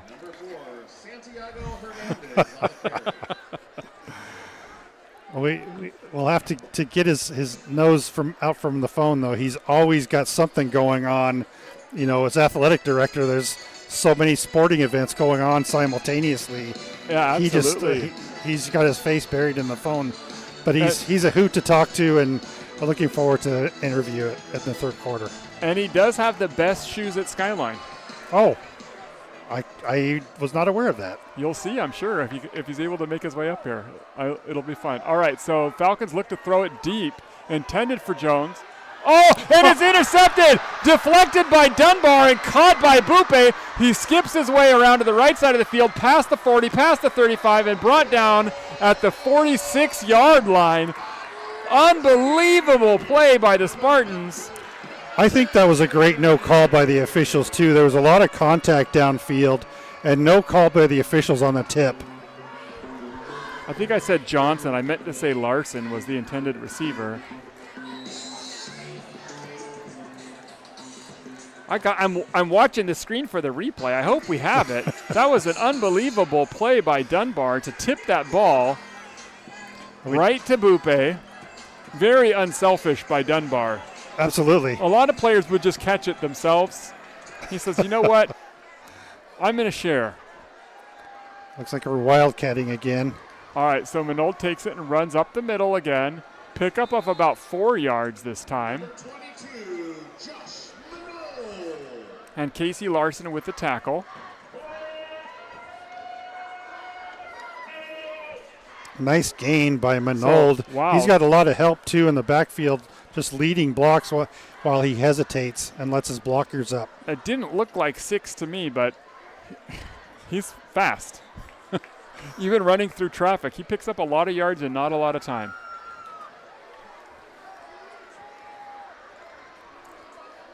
So this 3-4 running back formation is working out all right for Skyline. Minold takes it again and runs, stutter steps left, cuts back up to the middle. Brought down I don't know if he made it any yards on that play or not, but yeah, pickup of about a yard. So 3rd down and 3 for the Spartans. Looked like Trevor Larson was there on the tackle for Woodinville.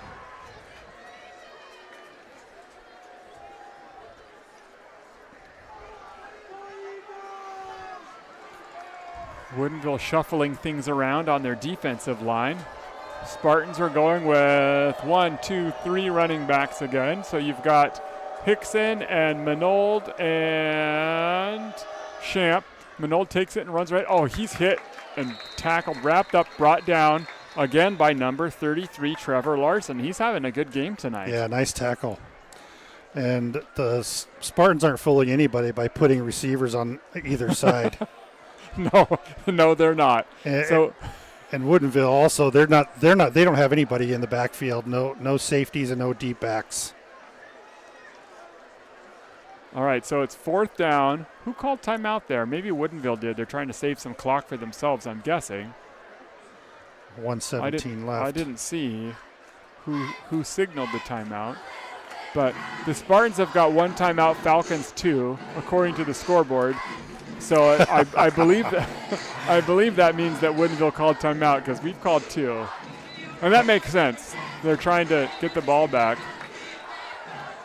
And we've got people on the ball on the scoreboard in the booth for Skyline today. Last week, everybody held their timeouts to the last minute. And yes. It didn't matter how many you used. You still had 3 left. It was like a magic timeout purse. Every time you reached in, there was another timeout there. Like that. I think that's a thing. I don't know if that's what I would use my wishes on if I found a genie, but it helps. The field mic is working. All of a sudden it was working. So good job by the sound folks up in the home booth for Skyline. Right. So this time we've got, looks like we're punting again. So you've got Will Simon blocking, and back is the phenomenal punter, Jack Johnson. He plays guard, he plays center, he's a punter, Kapuya. And that's a high spinning punt, almost hits a Falcon and bounces backwards a little bit. Not quite as good as the last punt, but the Falcons are going to have okay field position. Ball spotted, it looks like at about the 35. The ref is standing right at the 35-yard line, so I'm guessing that's the spot. That's usually how it works. Yep. Cody Peterson was there to down the ball before it got too much further downfield.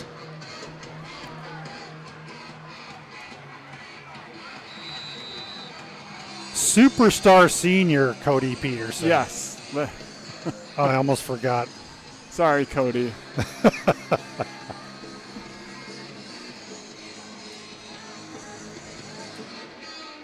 And Skyline's wearing their dark gray uniforms today, looking sharp. Woodinville in the all white, also looking sharp today. I do like the pink socks with the white uniforms.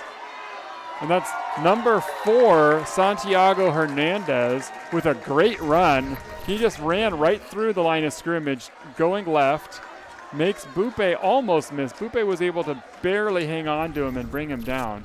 First down at the 45 for Skyline. Falcons look to throw, caught by number 2 and pushed out of bounds. It looks, did he make the line to gain? I don't know. It's Caden Vandewiggy with the catch. Just shy of the first. No, we do give him the first down. Kendi Barron getting a lot of penetration that time for Skyline. It looked like he might have been held too.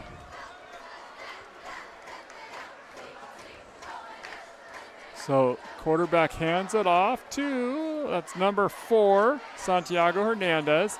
And nice dropped by Zane Cueva. What's Zane coming in at these days? 250, 260, 280. Whatever it was, all of that just landed right on top of the ball carrier that time. Oh. So it's another timeout for the Falcons. 53 seconds left to play in the half. Ball is spotted at the Skyline 29. Second down and 4 for the Falcons. They've got 1 timeout left in 53 seconds. Well, I sure hope Perello's okay. I do too.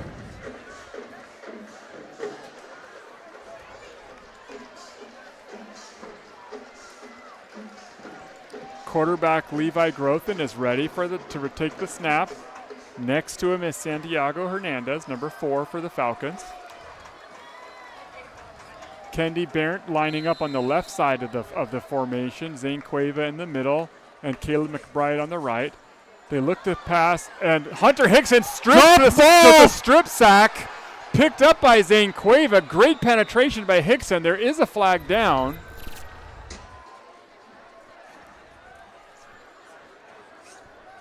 Quarterback Levi Grothin telling his team to calm down.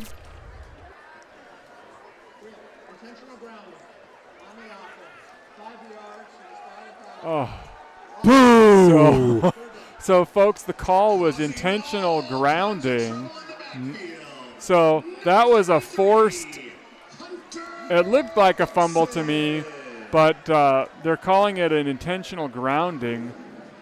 So it's a 5-yard penalty from the spot. So that's going to be a huge loss of yardage. Great blitz by Hunter Hickson. Yeah, there's no question there. Sadly, the official was standing right there, and he must have seen the arm coming forward. So 3rd down and 21 for the Falcons. Grothin takes the snap, has time to throw, looking deep, looking right. He's scrambling, and is he going to throw it? And he throws it, intended for 44, who catches it and is dropped. There's a flag down. It looks like he might have gone past the line of scrimmage when he threw the ball. I was watching his feet, wondering if that's what happened. I was watching him too. I wasn't paying attention to where the ball was going.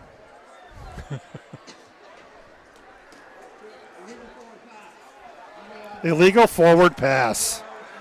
Another penalty on Woodinville will bring the ball back even further. And you guys, make sure you stick around when we get to halftime, because we do have a senior video highlight that we'd like for you guys to make sure you watch. And, of course, we got that third quarter interview with Skyline. So, sorry, I'm just getting word right now. I'm sorry, Kyle. Maybe I shouldn't have complimented his shoes, but I'm just getting word now that we will not be able to have our interview today. There's just too much going on, and we want to make sure that it's all about the seniors tonight. Absolutely. Disappointed, because I'll tell you, I was really hoping to hear from him about the upcoming inaugural girls flag football season. I saw that in Skyline's weekly newsletter this week. Yes. What a cool thing. They've been teasing it the last couple of weeks. And I think Gary would take it as a compliment that he's not being called a senior. Yes. Definitely. We don't want to call him Senior Gary Mogg, not let alone superstar senior. Yeah. you gotta be light about these things. Yeah. Well, Gary, you were thought of, and we did a little bit of preparation, and we're glad you're an AD for Skyline. I'm just going to give a plug for Gary. He's been, last year he came in really kind of at the last minute and really has turned around the support mechanism that Skyline uses as a backbone for all of their sporting events. So huge kudos to Gary Mogg. It's funny because I saw him around last year. I didn't realize he was the athletic director. I thought he was a parent volunteer because he was just always here helping out with everything, and he's the athletic director. He's always here. Thanks, Gary. I thought the Falcons fans were taking our picture, but they're taking selfies. All right, and so the Falcons do punt. There's nobody back in coverage for Skyline, and they're going to get a great punt. Downing the ball. Is he in the end zone? His feet are in the end zone. I'm pointing with my feet. His knees were also. Okay.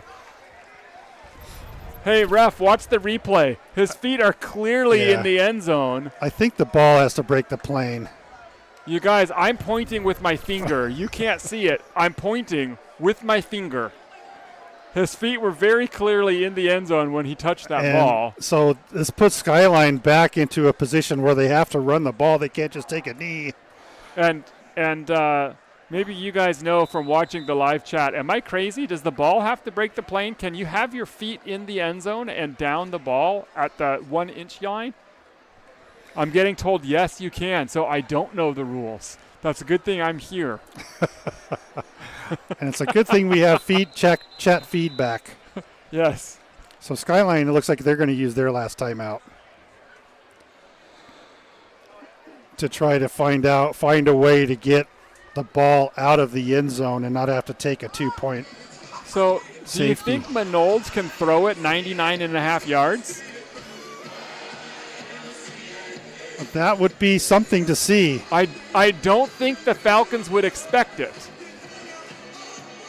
Wouldn't that be fun? That would be fun. You could just line up everybody as a running back except for Cam, and have him go off to the races. Lots of extra blockers. And there's, like you said, there's nobody in the back. He could actually go 20 yards down the field on a post pattern and do a hook, right? Yeah, and I think Josh is strong enough. He ought to be able to get at least to the 1 yard line if coverage breaks down. No guts, no glory, right? That's again right. why I'm not actually a coach. I'm up here where it's safe to just make up whatever fun random backyard football thing you want. Exactly. So we've got lots of running backs. We do have, it looks like Luke on the left, Cam on the right. Everybody else is going to block. And false start. Skyline tries the good old go on 2. There's a flag down. False start on Skyline, so that'll push us back half an inch. And we'll try again. Do we just keep going on 2 until Woodinville falls for it to give us some breathing room? I think that's a good idea, actually. All right. They got 20 seconds. Okay, go on 1. Minold's just going to run it forward a couple of yards and get out of the end zone. That's great. Smart way to finish the half. Yeah, I'm glad he was able to get forward. That's good. And that'll do it. All right, folks, we're going to, I'm assuming since there's no timeouts left, we're not going to try to take any other plays. Make sure you stay and watch the video. It's a really cool senior highlight video to celebrate all of the Skyline Super Seniors. Yes, and that video was created by my son, Skylar Enns, who did it for the senior breakfast last weekend, and he is the mastermind behind the artistry you'll see at halftime. So we will cut to the senior video, and we'll see you at the end of the half.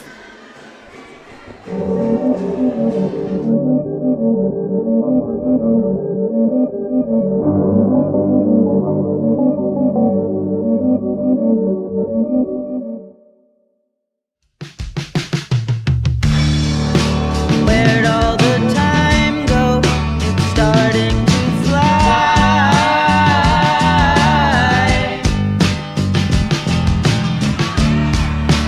See how the hands go, waving goodbye.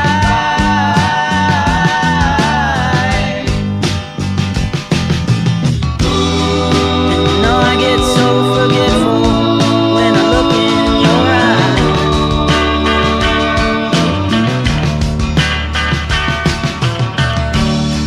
Now she's walking backward through a parade,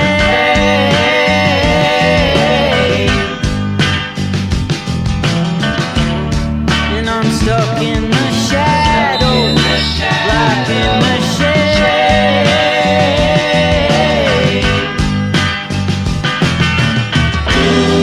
There ain't no way to sweep up the mess that we made.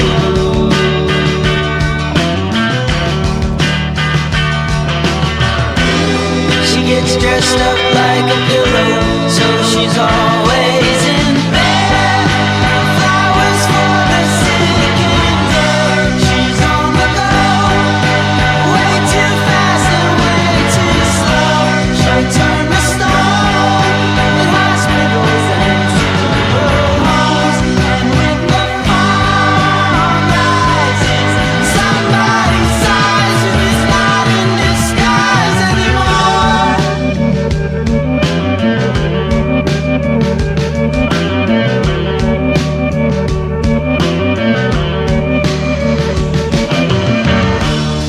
There's nothing to keep you from falling in love.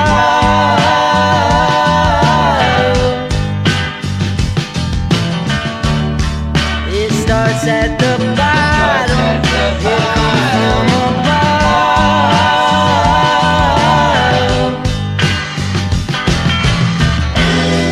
Like pieces of a puzzle, like a hand in a glove.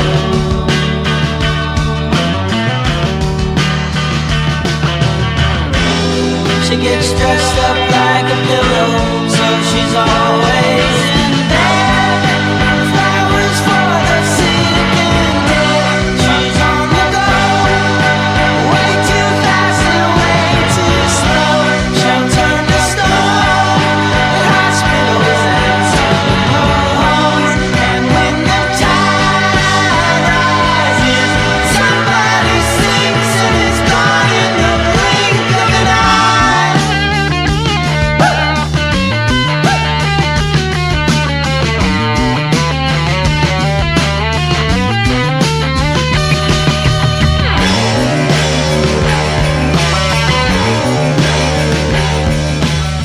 somebody sleeps and it's coming up the other night.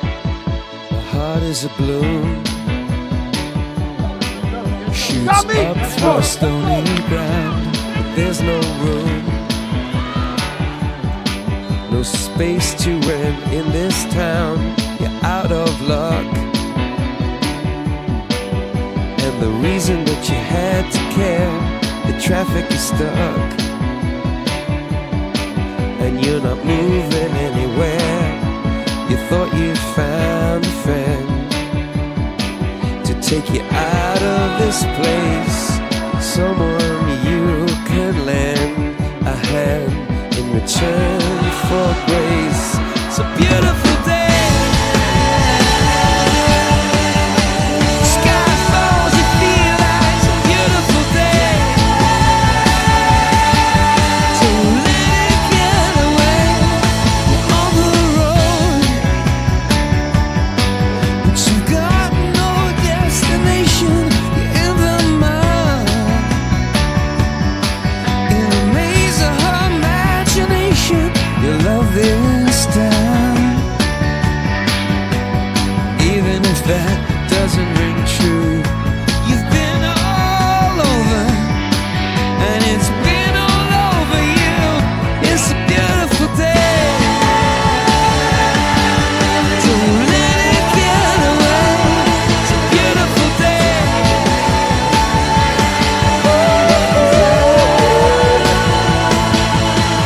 Touch me, take me to that other place. Teach me, I know I'm not a hopeless case.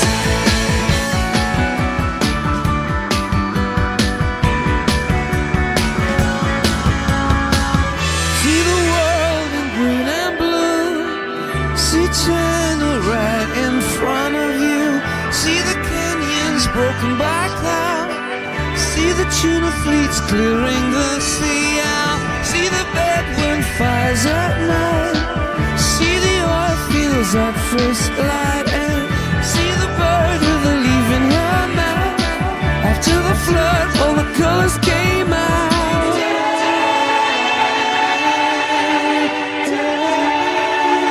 It was a beautiful day. Don't let it get away. Beautiful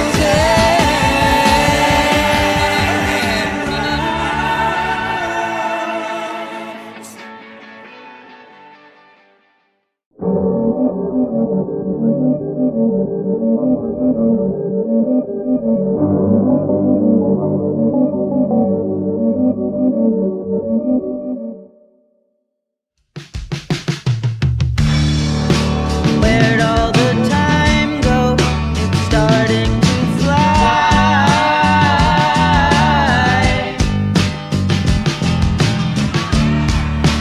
See how the hands go, waving goodbye.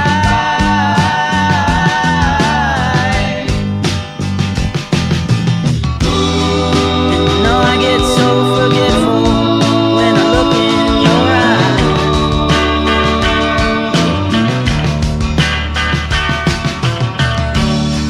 Now she's walking backward through a parade,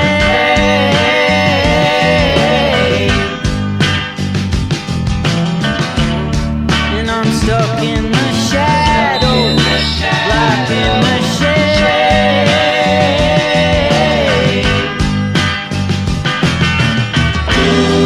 There ain't no way to sweep up the mess that we made.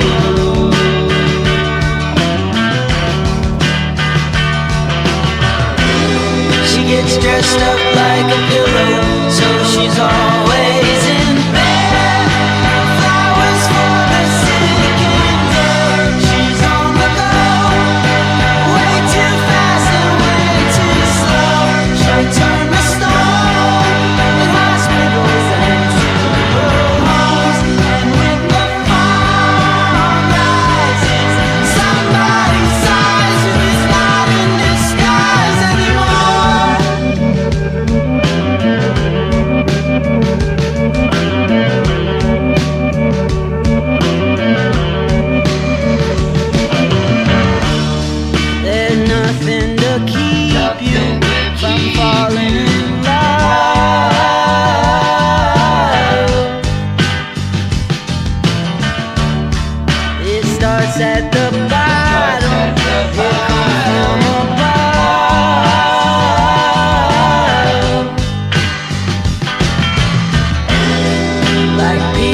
of a puzzle, like a hand in a glove.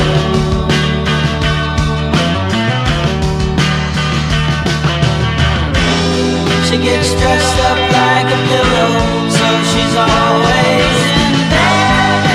Flowers for the sick and dead. She's on the go, way too fast and way too slow. She'll turn to stone at hospitals and funeral homes. And when the tide rises, somebody sleeps and is gone in the blink of an eye.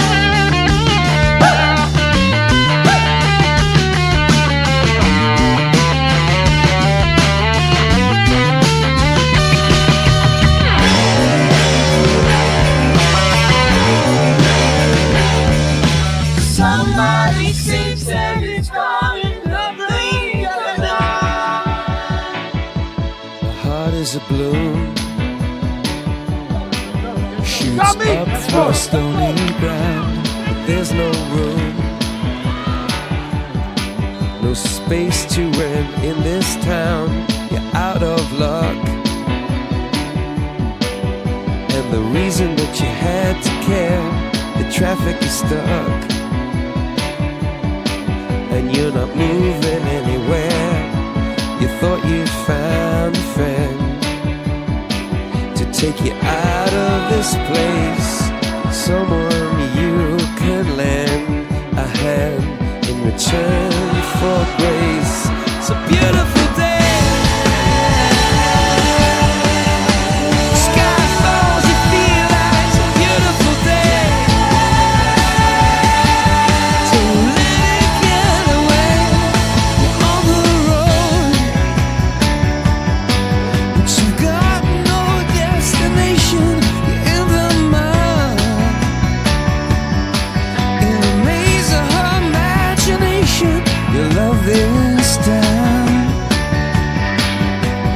even if that doesn't ring true. You've been all over, and it's been all over you. It's a beautiful day. So let it get away. It's a beautiful day.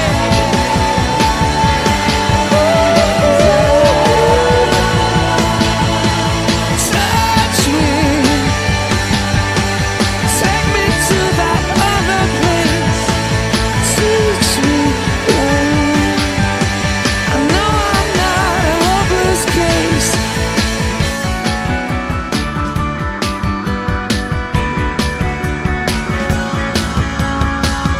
See the world in green and blue. See China right in front of you. See the canyons broken by cloud. See the tuna fleets clearing the sea out. See the bedroom fires at night. See the oil fields at first light. And see the bird with a leaf in her mouth. After the flood, all the colors came out.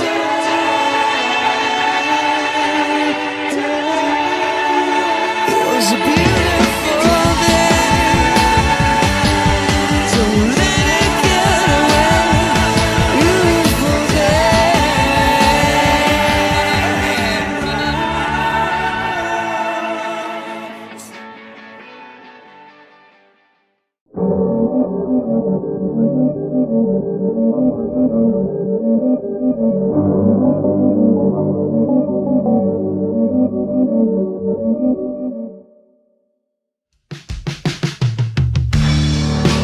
Where'd all the time go?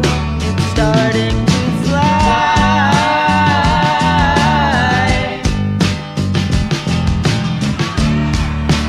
See how the hands go, waving goodbye.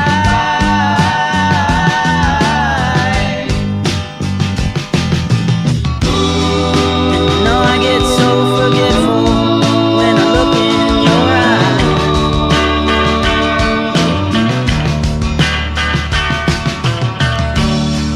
Now she's walking backward through a parade,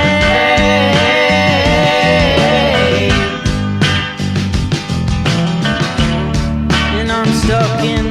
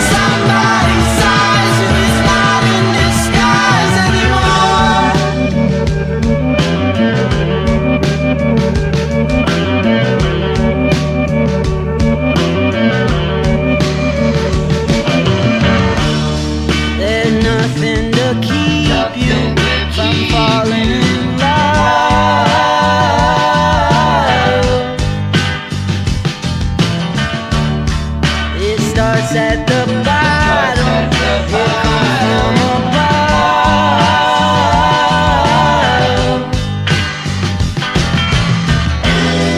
Like pieces of a puzzle, like a hand in a glove.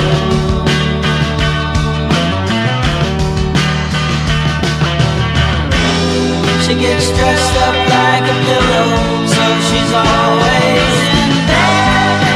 Flowers for the sick and dead. She's on the go, way too fast and way too slow. She'll turn to stone at hospitals and homes. And when the tide rises, somebody sings.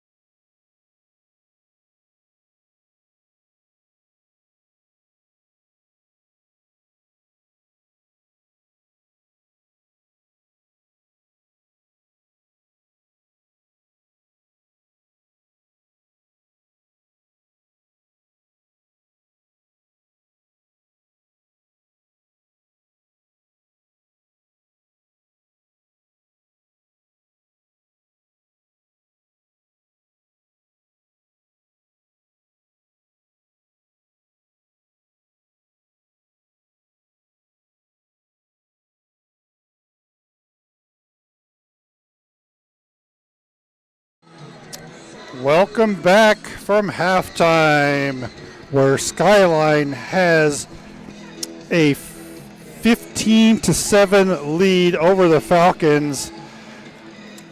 That 15 is from a 2-point conversion after a touchdown from Mata to, was it Luke Morgan?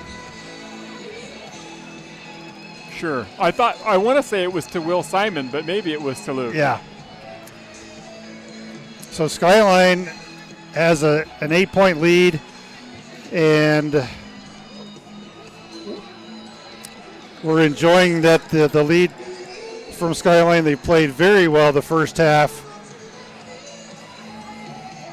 Good defensive effort by both teams today. Skyline with 2 picks. Yeah, that's been great. One fumble from Skyline and then 2 interceptions, so they're leading the turnover battle 2-1 today. Skyline really came up strong at the very end of the first half, forcing Woodinville back on a nice tackle for loss and an intentional grounding call and a punt that got down right at the 1-inch yard line for us. So good defense, and we'll see how it goes in the second half here. Yeah, no question that there was some awesome play, especially on that intentional grounding by Hunter Hickson. Was that Hunter that went in there? It was a great blitz by Hunter. He came untouched right through the middle. Of course, we wanted a fumble on the play. The official down on the field, who was standing right there, said that his arm was moving forward. And we also learned in the first half that the officials know the rules better than I do. So that was good. Yeah, it's good for them. Maybe not so good for me. Well, I got scolded by Steve Grimmer at halftime that we're not looking at any of his chats when we have questions about football rules. He's the one that is always providing feedback about the rules. I don't see anything from him today. He's here. But, okay. Well, even if you're here, you could be watching the live stream. The other thing that I do want to give a shout out to one of our viewers tonight who's watching all the way from Australia. Where is he? Barry Little. Thanks for being here in Australia. Hopefully your nephew, number 53, Angus Alexander, gets a good play for you today. Oh, I see him on the sideline right now. Well, let's put him on the field. Get on the field. So thanks for watching from Australia. All right, so the Falcons kick, and it's a squib kick. Fielded by Will Simon, returned from the 28, picks it up and brought down at the 35 yards. So a nice 7-yard return. Tackled by number 13. That is Rohan Daramaraj. Interesting call on that kickoff. Willing to risk good field position upfield instead of maybe having something a little bit further back. But, of course, they just don't want to get it to Ware, or I guess Luke was back there too. Yeah, that's probably smart. And if I'm Woodinville's defense, I'm feeling pretty good about the second half because, once again, Skyline comes out with no quarterback. We've got, or do we have one? Is it 28? Who is 28? That's Mason? Mason Moore. We do have a quarterback. Our JV quarterback, Mason Moore, takes it in, hands off to Josh Minold. So Mason he's running over to the sidelines to find out the next play while Josh takes the ball upfield 2 yards. So Mason has a pretty good arm. We like having quarterbacks named Mason in the Skyline program. We do. That makes it easier for us. We don't have to remember the last name. Just go with the first name and we'll be okay. So normally quarterbacks you don't see wearing number 28, but we're doing it today. And Bupe's running to the other side of the formation. Yeah, 10 seconds on the play clock, and there's some confusion on the offense. Bupe set up. I can't imagine why that would happen. So Moore takes the snap, throws it over to Cam, makes one guy miss, and makes his way to the 42, 43, almost a first down. So it'll be 3rd and 2. So nice quick throw by Moore. That was a nice play, actually, and a really nice run by Cam. I do love that we have an instant replay. It's such a cool job that the camera folks do. That is really cool. Is that Skylar that does all of that, or is there another camera person? Instant replays by our fearless leader, Kevin Laux. He does most of the instant replays. Unbelievable. Good job, Kevin. So false start on Skyline. Whoa. Well, so that's not quite what we were hoping to happen. I didn't see who the false start was on. I got distracted by the magician to my left on the multiple screens and switches. Yes. All right, so you've got Luke, Bupe, and Hunter on the left side of the formation. Cam way over on the right. And another penalty. Skyline's going to have to figure out what they're doing on these play calls. It looked like there was some motion in the line also. So now it's going to be 3rd and 12. Anybody can convert on 3rd and 2. So we just took a couple of false starts. Yep. The rain's lightened up quite a bit actually. It's more of a mist now, So Mason Moore now has got his work cut out for him. Morgan goes in motion, takes the jet sweep, runs to the right, gets around one defender, keeps going, and does he make the line to gain? Not quite. He's pushed out of bounds just shy, or did he make it? It looks like he might have made it. The referees are signaling first down. One is. He's got his foot on the line. That's a first down. Unbelievable effort by Luke Morgan to pick up the first down. Nice jet sweep by Luke. And he didn't do that alone. He was on the right side. Lots of blocking up there. So that was Cam Weir all the way over on the right side of the field doing some downfield blocking for him. All right, so Moore looks to throw, and he's going to go down. Brought down, sacked by number 68. That's Gabe Porter.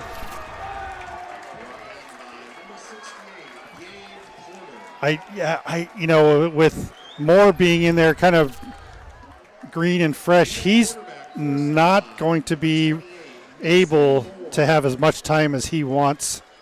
I think those quick outs are going to be maybe a key for the second half. I think you're right.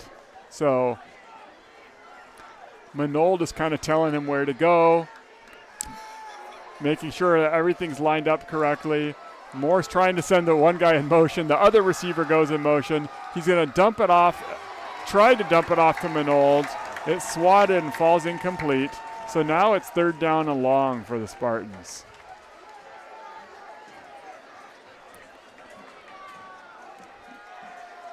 Might be time to take a deep breath. For me? Yeah, me too. So it's 3rd and a lot after that sack and the incomplete pass. It was about a 9-yard sack. So it's 3rd and 19 for the Spartans.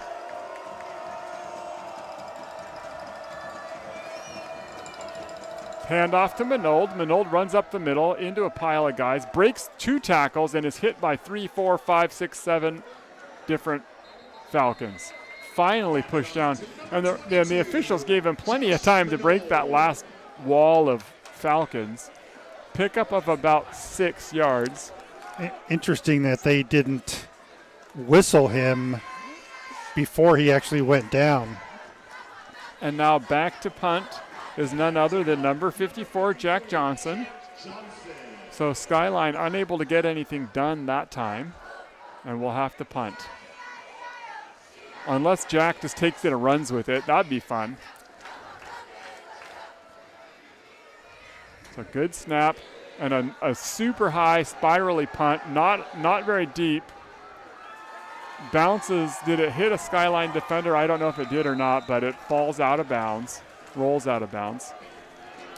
And that punt was brought to you by Stillwater Dwellings. Since 2008, Stillwater Dwellings has crafted high-end modern prefab homes that seamlessly blend indoor and outdoor spaces with a stunning design and meticulous attention to detail. Stillwater Dwellings offers a personalized experience combining sustainability, exceptional craftsmanship, and modern architectural aesthetics to create homes tailored to your lifestyle. Great homes happen by design. All right, so the Falcons take possession of the ball. Hand off to, I'm guessing that's number 4, and he runs right in to Will Simon and Luke Morgan. That was Santiago Hernandez with the carry, Luke with the stop, and superstar senior Will Simon helps clean up the mess. So pick up of 3 yards for Santiago Hernandez. He's done a really good job running today for what seems to be a mismatch in size. He doesn't look any taller than 5'10". Well, 5'10", yeah, good point. But he is quick and he's shifty. That time he didn't have anywhere to go. Will Simon was there again to make a tackle. So 3rd down and 6 now for the Falcons. So good defense. I wouldn't be surprised if they're running Santiago a little bit more and maybe saving Larson for a push-up in the 4th quarter. Because we haven't seen Larson's been actually pretty quiet in the 2nd quarter. All right, so it's 3rd down, and the quarterback looks to throw. You've got Johnson is going deep, and he's just out of his reach. Sorry, Larson. I keep calling him Johnson. Apologies to the Larson family. Number 44, Casey Larson, was the intended receiver, but it was just thrown out of his reach. Good coverage by Bupe. Yeah, he had Bupe beat, though. If the ball had been there, he might have been able to go all the way. So now the Falcons look like they're going to punt. Back to punt is Caden Vandewigge, who's also a receiver / running back for them. So it could be a fake. You never know. But he punts it. Back to receive is Luke Morgan, who's watching it fall. He's going to let it bounce. So ball hits the ground and rolls to the left, down at the Skyline 15-yard line. And this turnover on downs was brought to you by Masthi Bar and Grill. Whether you're seeking a vibrant evening out with friends, a romantic dinner for two, or simply a moment to savor the pleasures of life, Masthi Bar and Grill is your destination of choice. And Ted Clarich, Fairway Mortgage Loan Officer. Mortgage Ted, most trusted and appreciated mortgage loan officer to work with. He's a local, reliable, and trustworthy friend of the Skyline community. And speaking of the Skyline community, Skyline's offense is back out on the field.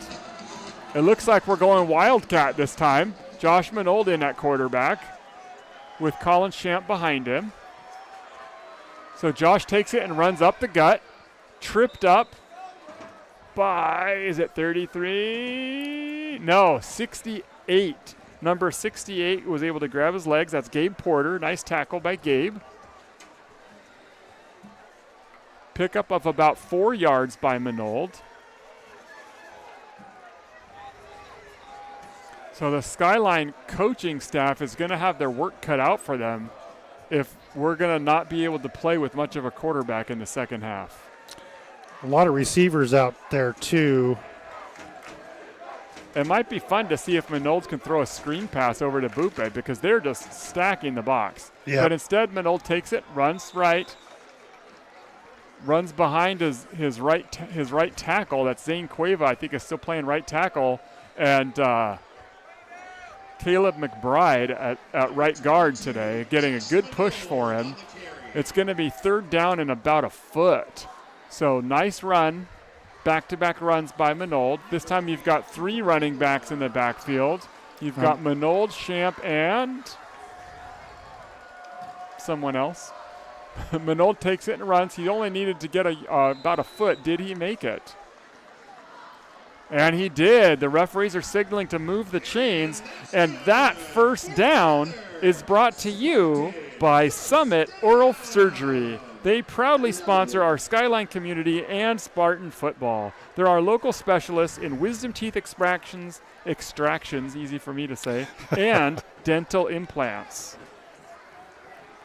So it's Hunter Hickson that's actually in the back. Hunter Hickson's the other one. Okay. So you've got Champ, Manold, Hickson, and who is that other one?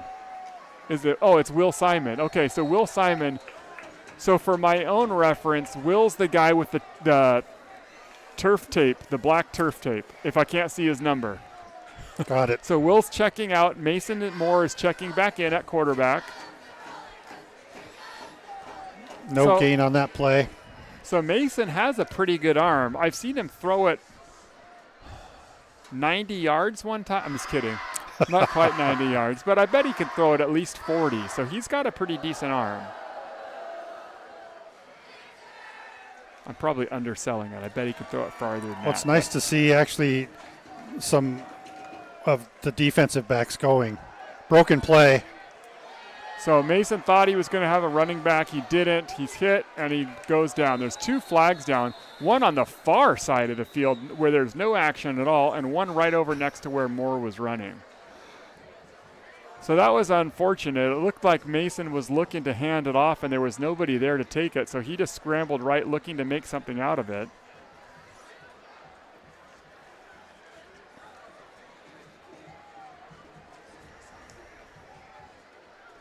The referees are going to figure out what happened. They're calling holding against Skyline. That's declined. And now they're calling...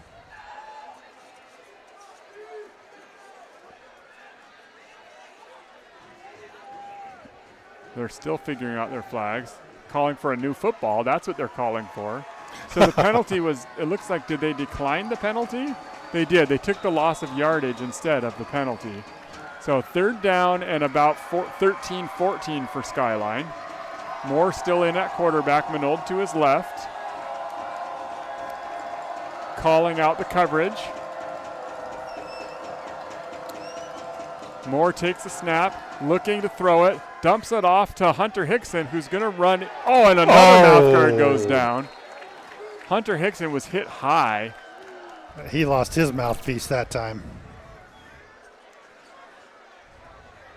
So that was, no, that was the mouth. So that was Jalen Coleman was nice enough to pick up the mouth guard for Trevor Larson and give it back to him. I missed that one. It looked like it came out of Hickson for a second. So that's 2 Falcons mouth guards that have gone. No, was the other one ours or was it theirs? It was theirs. Too. The other one was theirs also. So 2 Falcon mouth guards have gone flying so far. Now it's 4th down and a long ways to go. Murch goes in motion, runs left, and we are going to punt it. A decent punt. Is it going to roll? Good roll. Stay in bounds. It does stay in bounds. Great roll. Picked up by Larson. I wanted to call him Johnson again.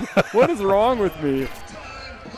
So Skyline able to switch the field that time. Jack Johnson gets away a line drive punt that actually stayed in bounds and it actually ended up being really a good punt. Yep. And that punt was brought to you by none other than American Family Insurance. The local Sammamish representative here is Julia Meek. They build relationships based on trust. It's a family agency that offers convenience of doing business the way that suits local Sammamish clients. They consult with you at home, on the phone, over email, providing time-saving options to secure your personalized insurance program. And Hernandez with the carry that time gets 5 right up the middle.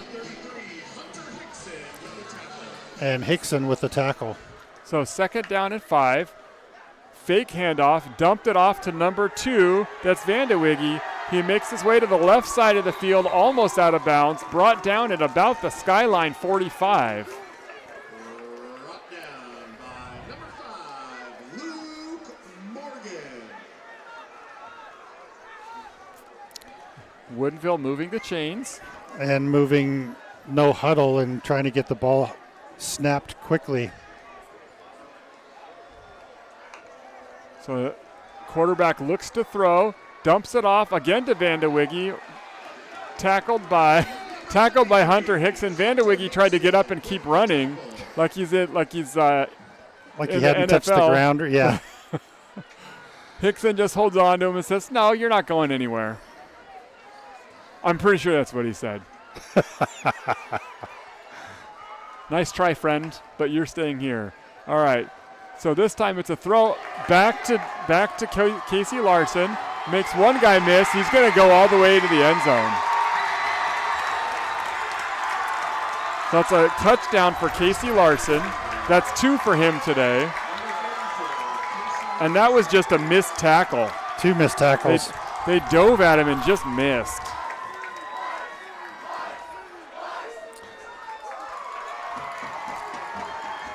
And it looks like they're going to go for 2. Are they going for 2? Looks that way, yep.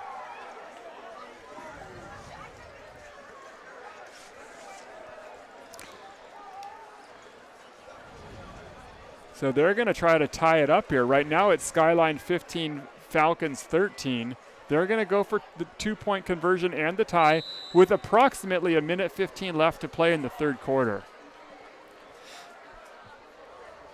So in the backfield is number 44, Casey Larson. Fake to him. Quarterback's looking to throw. He's got all kinds of time. Cuevas chasing after him. Looking. Dumped off to none other than number 44, Casey Larson. Levi Grothin had about 7 minutes to throw that pass. All kinds of time, and eventually somebody will get open. That's how it works. You only need to go 2 yards. Someone's going to get open. Yep. So why don't we go ahead and give the Vault at Front Street a shout out. The trainers take your fitness goals seriously there at the Vault. They understand that losing weight and gaining muscle can be challenging. Their goal is to help you overcome hurdles and reach your goals. They are a private training facility that focuses on creating the best intimate atmosphere possible for their clients. So we have a tie game. It's a new game. We've got 1:15 left to play in the third and then a fourth quarter. It's anybody's game. I thought Skyline might have had a chance to run away with it today after they gone up to a quick lead 15-0. And it's been a challenge really ever since that Pirello injury. Well, that offensive line coach is really excited over there on the Woodinville sideline. So Will Simon takes the squib kick again, and this time he pushes past the 40-yard line, knocked out of bounds at the 43. You know, a lot of teams kick the ball right to Will Simon. I don't know why they're doing that. Will's they've maybe have scouted Cam Weir and Luke Morgan, and they just don't want to take that risk. I mean, they're forfeiting pretty good field position, and that was a nice return. Nice return by Will. So we're getting word that Mason Perillo has been ruled out for the rest of the game. So that's a bummer for Skyline. We were hoping to see if he could work out whatever kink happened. And in the meantime, Josh Minold takes the direct snap, runs up the middle, and he picks up about 3 yards.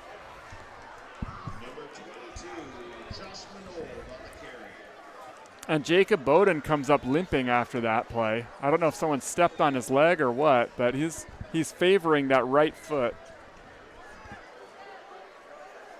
And Skyline has 2 receivers on the right side. Cam was way out on the right side of the field. Maybe they're just trying to keep Casey Larson out of the game on defense. So Minold takes a snap, hands off to Champ. Champ is hit immediately in the backfield by number 7 and doesn't go down, breaks a tackle, goes over to the right side of the field and loses the ball. The ball pops out. Cam Weir says Skyline has it. The officials are suggesting that the clock should keep rolling, so usually that means that we keep the ball, and we do. Zane Cueva was able to fall on it. Good heads-up play by Zane. Champ coughed up the ball that time, and it's all. That's the end of the third period, folks. So it's going to be 3rd down and 11 for the Spartans when we come back from this third quarter break. And you can feel it in the stadium. The Woodinville fans, the Woodinville sidelines are feeling really good right now, and the energy has kind of been sucked out of the Skyline fans.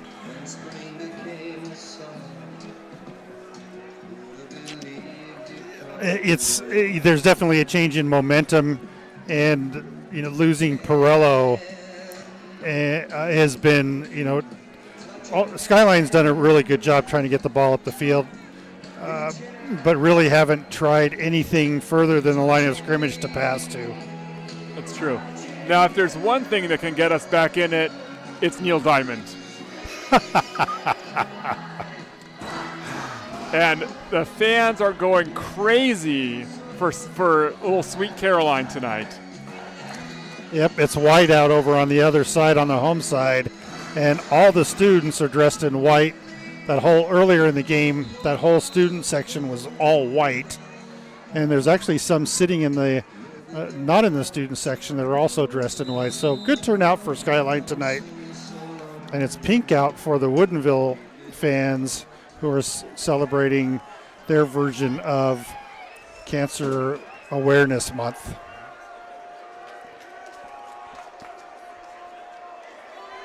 All right, so Manold in at quarterback. Wildcat takes it and he runs left. They run a reverse to Morgan, who cuts back to the left. He's got nowhere to go and he goes down. So that's another loss of yards. Loss of about 2 yards that time. Morgan had nowhere to go on the reverse.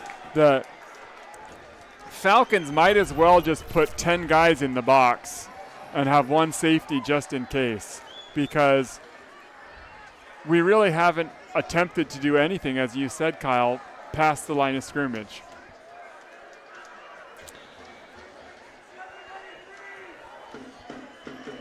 So back to receive the punt is Casey Larson, who already has 2 touchdowns today. And punting for Skyline is Jack Johnson. Another good punt. He kind of shanked it a little bit to the right. It looks like me on the golf course. Picked up by Casey Larson, who's pushed out of bounds before he can get to the 40-yard line, so not a lot of a return. With that return, we will turn to our next sponsor, Pacific Fitness Products. Provides professional fitness space, design consultations, and premium selection of fitness equipment from the best brands in the industry. And I think we skipped Skyline Youth Football Association, but we'll call them out here after the next play. Sorry about that, Kevin. And Woodinville's trying to figure out what to do. The officials are trying to figure out what to do, I should say. I don't know what's going on. They're having a little bit of a powwow there. And he says, well, that guy looked over there, and I looked over here, and that scoreboard's not even on.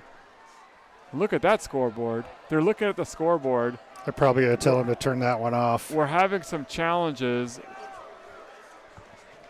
Oh, the play clock isn't working. The play clock, yes.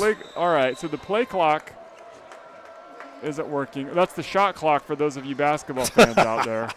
All right, so it's a run to the left side by number 4, Santiago Hernandez, and that run was actually brought to you by Skyline Youth Football. That's where they teach game fundamentals, accountability, and working together as a team. Those are skills that last a lifetime, folks. With Skyline Youth Football, safety is their number 1 priority. All of the coaches are certified and trained to keep your players safe. With Skyline Youth Football, they're going to make lasting friendships, so your kids should really come join the fun. So screen pass to the right is incomplete. Pass was intended for Van de Wiggy. And on the sideline, Santiago came out of the game holding his right arm. Ooh, I hope he's okay. On the previous play. Really holding his arm, and he's in a lot of pain, let's put it that way. So quarterback Levi Grothin takes the snap. He looks to the right. He dumps it off, complete to the backup running back, number 20, Gavin Watts, who makes a nice catch and run. He's tackled just past the Skyline 35, falls down at the Skyline 33-yard line for a big first down for the Falcons. Cam Weir with a big tackle there to save the touchdown. A quick hurry-up offense by Woodinville. So fresh set of downs for Woodinville. And the play clock is turned off now on both sides of the field. I wonder if there's 10 seconds left. And this time, I thought he was going to get body slammed there for a second. Who was it that picked him up? So Cam Ware scooped him up, and it looked like he was like it was going to be a pro wrestling move, and he was just going to do is it a spine buster? Is that what it's called when you pick him up and slam him down on their back? A suplex. Watch this replay. So he picks him up, Kapuya. So, I guess he didn't quite get that other leg up, or it could have been a really dangerous day for Gavin Watts. We're with not 2 back-to-back tackles. So Levi Grothin goes down this time. There's a flag down. Sacks by number 50, none other than Kendi Barrett.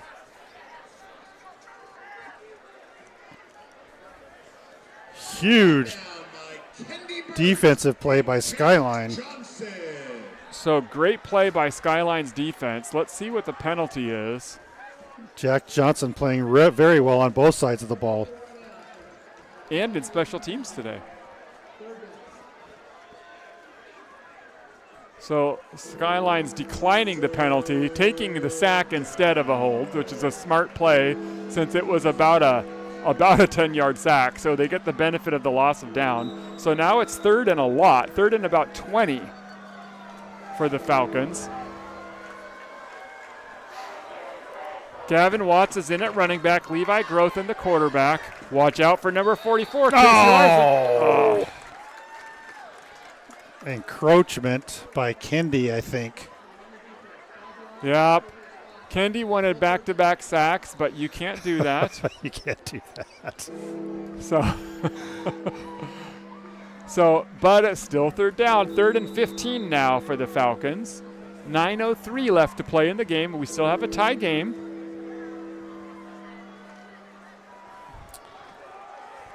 I'm watching.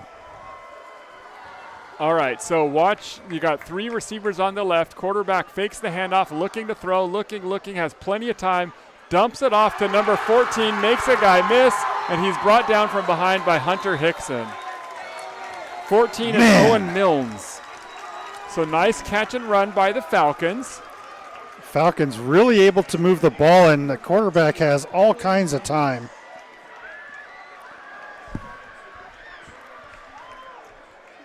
Sorry about that.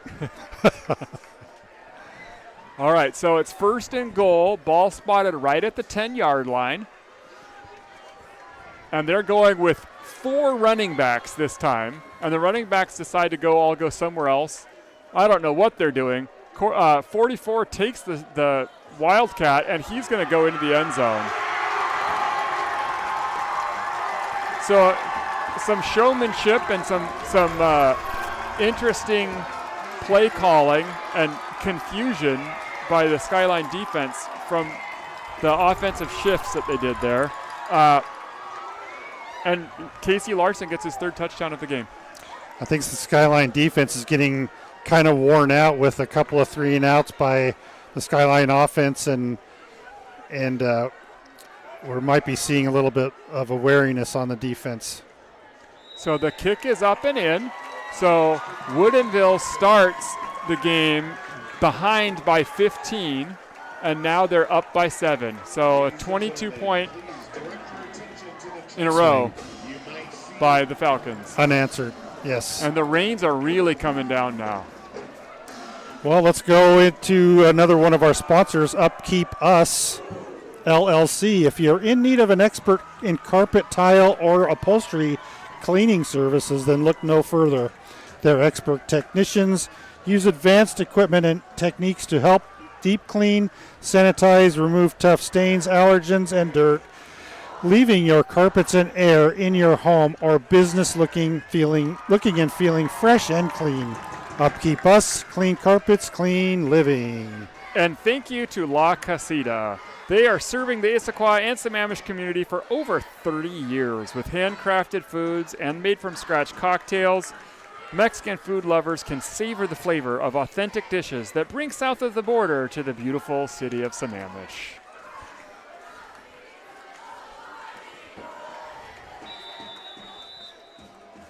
All right, let's see if they squib kick over to Will Simon, and they kick it out of bounds instead. So that was an interesting choice.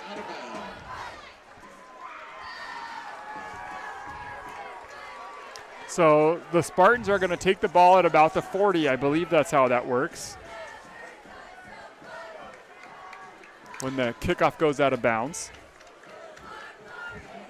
So thank you again for all of our sponsors. And we will have 8:08 left in the game. Falcons up by 7. Everyone has their timeouts. And we think that's correct.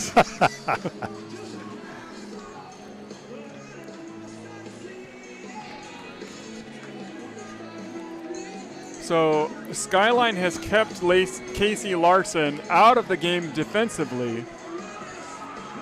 But boy, has he made an impact on the offensive side of the ball. And yes, Casey Larson. All We knew he was going to get it. One of your keys. Manold is in at quarterback still. Hands off to Morgan, who takes a sweep, running to the right. He's got some room. He cuts back, spins around one defender, and he picks up about 12 yards and a first down for Skyline. Nice run by Luke. Good blocking up front for him as well. He is a great athlete. Jack Johnson was pulled on that play and helped lead Luke nicely. All right, so now we've got two receivers on the right. You've got Cam and Bupe, Hunter in at tight end, Manold at quarterback, Colin Champ at running back. And this time, Colin Champ's the lead blocker for Cam, who runs to the left, spins around one tackle, gets around the edge, and picks up about a yard before he's knocked out of bounds. Yeah, running horizontally, you're going to bring up a lot of attention from the defense. So I'm sure Josh can throw a ball. I'd love to see him throw it. All these guys know how to throw a football, right? Sure.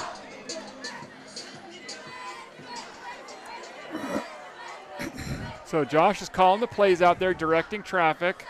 Cam and Bupe out on the right. I think that's Will Simon on the left. This time it's a handoff to Champ, who runs up the middle. And he's got about 3-yard pickup. So it's going to be 3rd and 9 for the Spartans. If all you can do is run it, it's going to be really hard for Skyline to do something here. It's really unfortunate that injuries have just plagued the quarterback position for Skyline this season. Mason's done an amazing job this season and really stepped into the role nicely.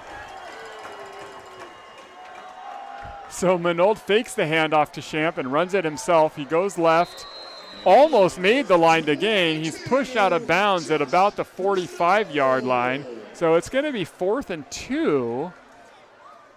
I almost feel, with 6 minutes, 48 seconds left, I almost feel like we've got to go for it here, and it looks like we're going to. The defense just needs a little bit of a breather. The Woodinville coaches are calling for the Woodinville fans here to make a lot of noise. Manold takes it and he runs up the middle. He's got the first down and then some. Pickup of about 5 yards. Hunter Hickson's down on the turf, but he gets up. It looks like he's okay. Another Spartan first down. Ball spotted at the Woodinville 38-yard line, and Skyline's able to make something happen here. This is great. Nice running again. Skyline just, you brought up that, the players know how to throw a football. Do they know how to throw it with accuracy, right? Do you want to take that risk? The answer is no. Not in, not in this rain. But they don't even have anybody playing safety right now. So it's a handoff to Champ. Champ runs left, picks up about 3 yards before he's dragged down.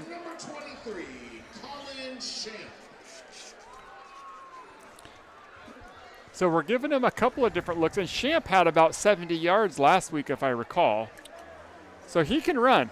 He can run.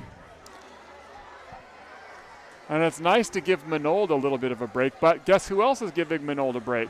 Mason Moore back in at quarterback. Mason Moore, 2nd and 8. So Manold takes a play off. We'll see if he takes more than one off. Champ is still in at and he dumps it off to Siler Jones, who runs to the left. So that's a quick pass. Pickup of, 6 yards? Cam Weir thinks it's a first down, and it is. He's correct.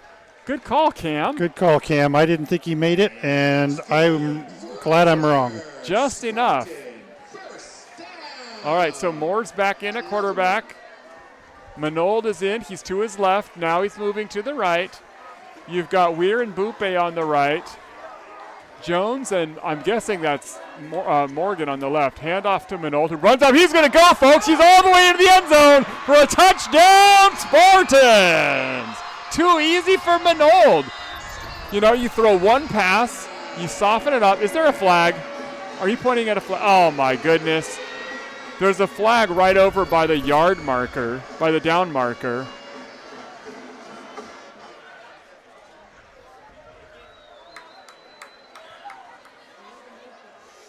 Illegal motion against the offense. I'm going to have to watch the replay on that. Takes points off the board for Skyline. And a moth just flew into the booth and is attacking Kyle. I'm scared. If it was about 1,000 times bigger, it would be that moth from Godzilla. All right, so that was unfortunate because that was a great play by the Spartans. Yep, again, a nice run. All right, and he was just, once he got through that line, he was off to the races. So the Falcons are having to actually play with the safety this time. Minold blocks for Morgan. Morgan looks, he's going to cut back to the left, jumping up the field, makes two Falcons run into each other. And a pickup of only about a yard or two. That's a lot of running for only a couple of yards. But that was fun watching two Woodinville defenders run into each other.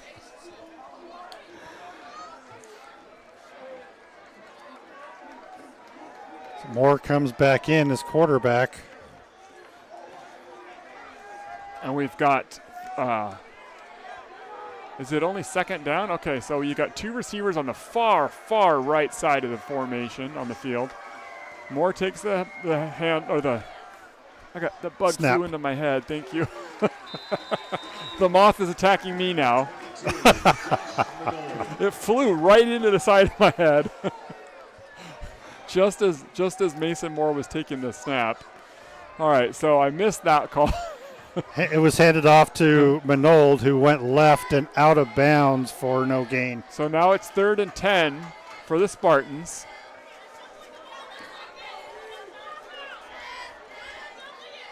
I thought maybe that rain would keep the moths away, but no such luck. We've got lights on in the booth, and you know how that works with the bugs. All right, All right. So Jones is in motion. Moore looked to throw, dumps it off to Minold. He's not going to have really anywhere to go. So Woodinville's defense, that's number 68. That was Gabe Porter and number 33, Trevor Larson. They're just all over Minold. So it's 4th down and 9.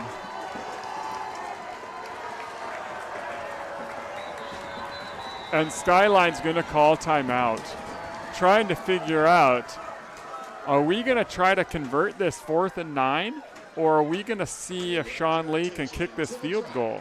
And you might hear the work of the greatest saxophonist on the plateau, Odin Harper. So 3:54 left.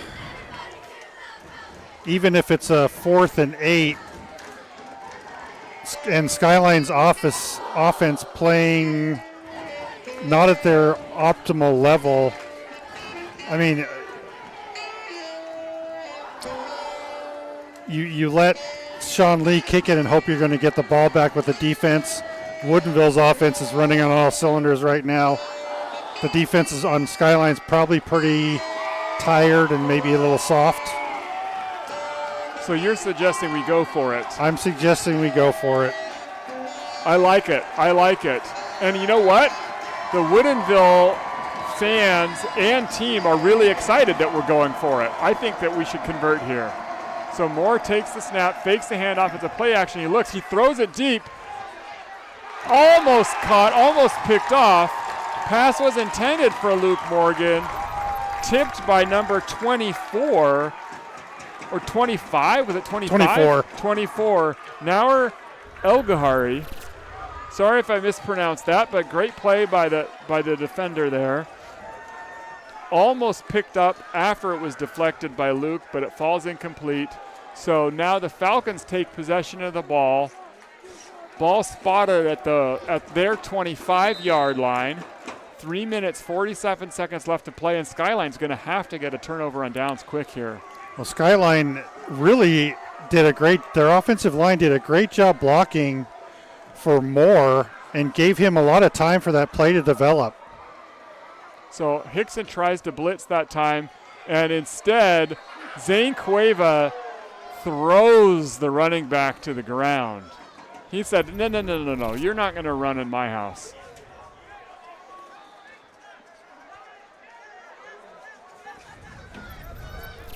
So that's number 4, Santiago Hernandez, is holding his hand. Like again. There's something wrong with his hand. So he looks like he's in pain. He came out earlier with some sort of right thing, and he took a really hard hit that time. He's not coming back. No. All right, so checking in is Gavin Watts. It's a handoff to Watts, who's going to run right, tries to get through and goes down, pickup of about 3 yards. Skyline needs a big stop here with the clock running. The Woodinville fans are getting pretty excited right in front of us, but apparently they're struggling to hear their cheerleaders. They were telling their cheerleaders that they couldn't hear them. That's what they were doing, right? Yes. Okay. So it's now 3rd down, and they've only picked up 2 yards, so 3rd down and 8, maybe 7 if they picked up, say, 2.5 yards, and we're rounding error there. And Skyline has used 2 of their timeouts now, so there's 1 timeout to go. If we can get a stop here, they're going to have to punt with about 2 minutes to go if we don't use that last timeout. Skyline has a chance to get really good field position if they can make a good stop here. So Gavin Watts in at running back, Levi Grothan as the quarterback. They got 3 receivers on the left. In the middle of that formation, as always, is 44, Casey Larson. Watch for him here, folks. They've been going to him all game, and it's worked out just about every time. We had an official who's coming up trying to figure out where he wants to spot himself. All right, now we're ready to go. Hickson showing blitz, faking on the blitz. He is going to blitz. He's going quarterback looking, rolling right, looking, dumps it off. The ball's incomplete, nicely covered by Bupe. Pass was intended for number 2, Caden Vandewiggy. Falls incomplete, 2:47 left to play in the game, and their punt team is coming on. Big stop by Skyline, trying to get a little bit of running room and passing room, but unable to that time as Skyline's defensive line was up in his face. So great defensive stop by Skyline to force that pass a little bit early. 2, 3, 4, 5, 6, 7, 8, 9. Skyline's only got 9 guys on the field. 10.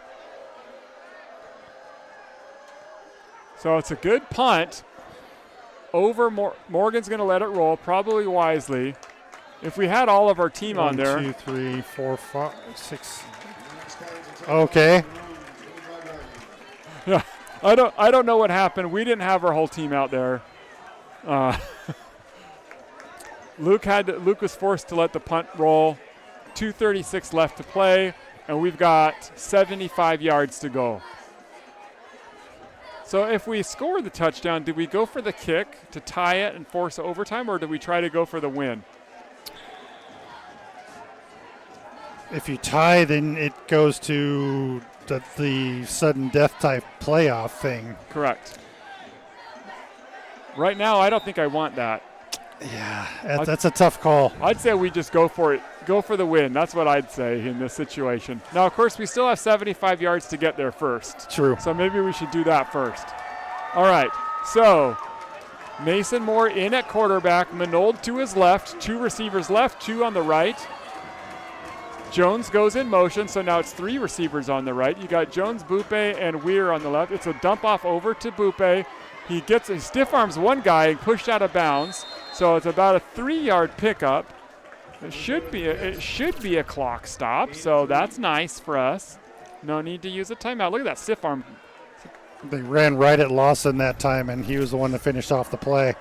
So Cooper Engelart really had no chance after that stiff arm from Bupe. All right, so we've got 3 receivers on the right again. Luke Morgan way over on the left. Cam goes in motion, takes the sweep. He's got a good block from Manold. He's hit at the line of scrimmage and brought down. Brought down by number 10. That's Jalen Coleman. He's a sophomore. Great play by number 10. Rain's picked up again. So it's now 3rd down. Clock is going. There's about 2 minutes left to play. There was some drama in the first half because our game clock is a little bit glitchy. So we're not entirely sure how much time we have. Now Moore looks to throw, dumps it off to Manold. He picks up a lot of yards, good chunk of yards, and steps out of bounds at about the 40-yard line. That's a 1st down for Skyline and a stopped clock. Nice protection for Moore by the offensive line too. Moore was able to hang in there, not have to scramble, and force a throw. It was a good job by him for looking for the receivers and then taking the check down. Manold had plenty of room to go, able to pick up a nice gain there. Moore takes the snap, looking to throw again. He's got a receiver deep, good protection, he throws it. Caught by Morgan in the middle of the field at the 35-yard line. Makes one guy miss, tackled at the 29-yard line. Another huge chunk of yards for the Spartans. A nice throw from Mason Moore. I think Moore actually, didn't he pump fake to the left and then the field was open for Morgan right in the middle of the field? I'll take your word for it on that replay. That was a great throw. So this time it's a handoff to Manold, who goes to the left, stutter steps, has nowhere to go. It's tackled. No gain. And Skyline takes their last time out.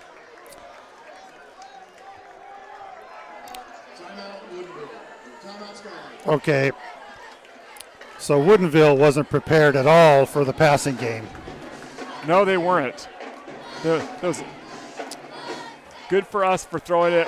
They're going to have to honor it now that they know that we can throw the ball again. Mason just needed a couple of possessions to feel the protection a little bit, get used to it, maybe get a little bit of the jitters out. And sure. And what a fun opportunity for him if he's able to pull this off.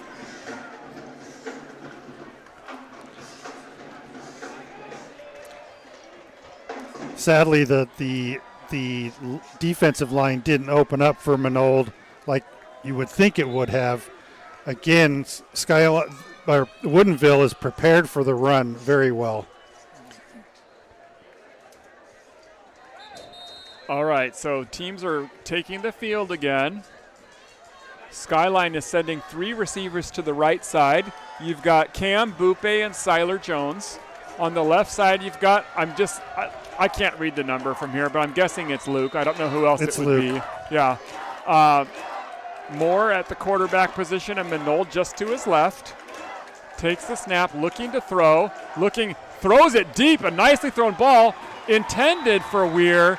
He came back to it a little bit. He could have just faked out Larson there and then took a couple of steps forward, and he would have had an easy touchdown. Watch this replay. It's a great throw. Just out of his reach. Weir came back thinking the ball was going to be short. So it's 3rd down and 10 now. So another good throw.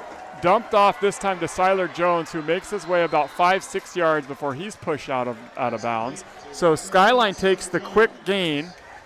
The quick out. Stops the clock. It was actually a pickup of 8 or 9 yards, so it's 4th down and about a yard for Skyline this time. So 4th down, we've got plenty of options. There's a minute left to play. Ball spotted at the 20-yard line. We only need a yard here. We've got 3 receivers on the right, 1 on the left, and the defender's playing back about 10 yards. Manold takes it and runs. He's got the line to gain, and then some. So he makes his way almost to the 15-yard line. That's going to be a first down. Interestingly, the Woodinville corner is playing off on the left side by about 6-7 yards on the near side. You could just take a quick, all right. So this time, Mason takes the snap and just downs it, throws it straight into the ground. So stops the clock. So 51 seconds.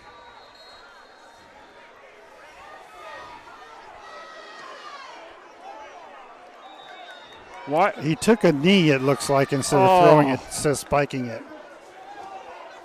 So it's a quick throw over to Seiler.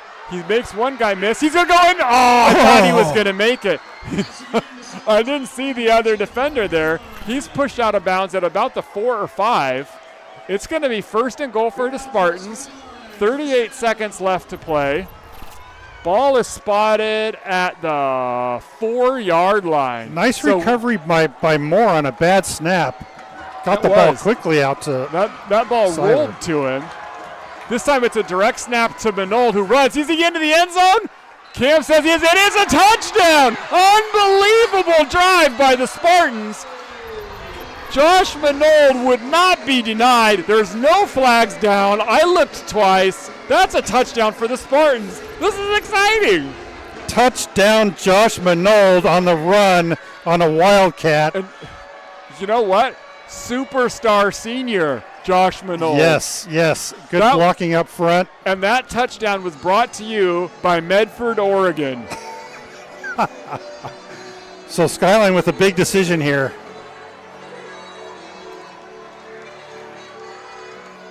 With 32 seconds left, Skyline's going to try for a 2-point conversion. All right. So Skyline trying to figure out what they want to do. You've got Hunter Hickson really low. They're going to take it and just run it up the middle. And he's in. Skyline takes the lead. They're up now, 23-22, 32 seconds left to play in the game, and Aaron Hassan can't believe it. Skyline with a huge drive, 75 yards and a score. So nobody thought it was going to happen. Sophomore quarterback Mason Moore comes in after Perello was injured badly in the first half, and Skyline has come back to life. Woodinville got lulled to sleep, and when Skyline came alive at the quarterback position, they were just not ready for any passing. So that's got to be an unbelievable boost for Skyline's defense. Now Woodinville, they still have 3 timeouts to go and 32 seconds. So there's plenty of opportunity for Woodinville, and Casey Larson's going to have the opportunity to be a hero for Woodinville. So he's back. Their other running back, number 4, Santiago Hernandez, is still on the sidelines, favoring that right hand. I hope his hand is okay. He's still in his pads, but he's shaking his hand. He's been doing really that since that first hit. So Sean Lee, does he have a cast on his left hand? Looks like he might. He's back to kick for the Spartans. He's been quiet today. And a nice deep kick. Fielded by Woodinville at the 5-yard line. He runs up the middle and is tackled and brought down by Colin Champ. That was number 1, Enzo Calaza, with the return. It was a nice return by Enzo, about a 20-yard return. So there's 26 seconds left to play. Woodinville still has 3 timeouts, a good quarterback, good receivers, good running backs. Still anybody's game. I don't know how their field goal kicker is, so we'll see. This is what it's all about, Friday Night Lights. So Levi Grothin, the senior quarterback, is ready to take his team down the field. Let's see what they can do. Good snap. Quarterback looks to throw, throws right, falls incomplete. Intended for Calaza. Champ with good penetration and pressure.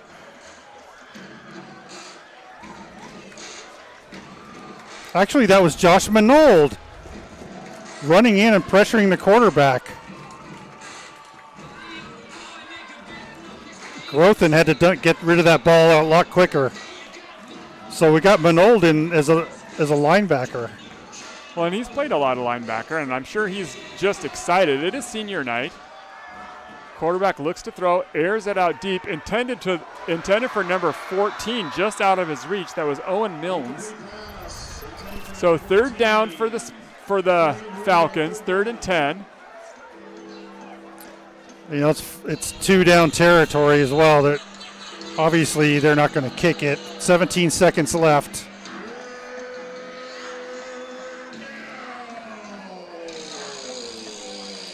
We know Woodinville has gone to a mid-range pass very, very successfully today so far. All right, so it's 3rd down. They got 5 receivers, does Woodinville. Quarterback growth and rolls right, throws and it, it's incomplete. Intended for Casey Larson, underthrown. So now it's 4th and 10 and 12 seconds left to go. Woodinville's feeling the pressure. Timeout, Woodinville. Boy, this Skyline defense has done an outstanding job in the 4th quarter. Remarkable job, considering that they've been on the field a lot longer than the offense has. Well, they've really done a great job the entire game. I thought that last week against Bellevue they played an outstanding job. The score might have suggested otherwise, but they just did I thought they played with a lot of heart, a lot of effort, and having their quarterback situation here towards the second quarter there made it a bit of a challenge for them and probably was deflating, and they just really surged back to life. You've got McBride and Cueva and Manold all trying to get the fans going.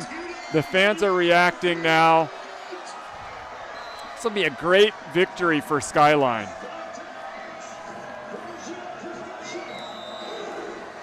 Fourth and 10.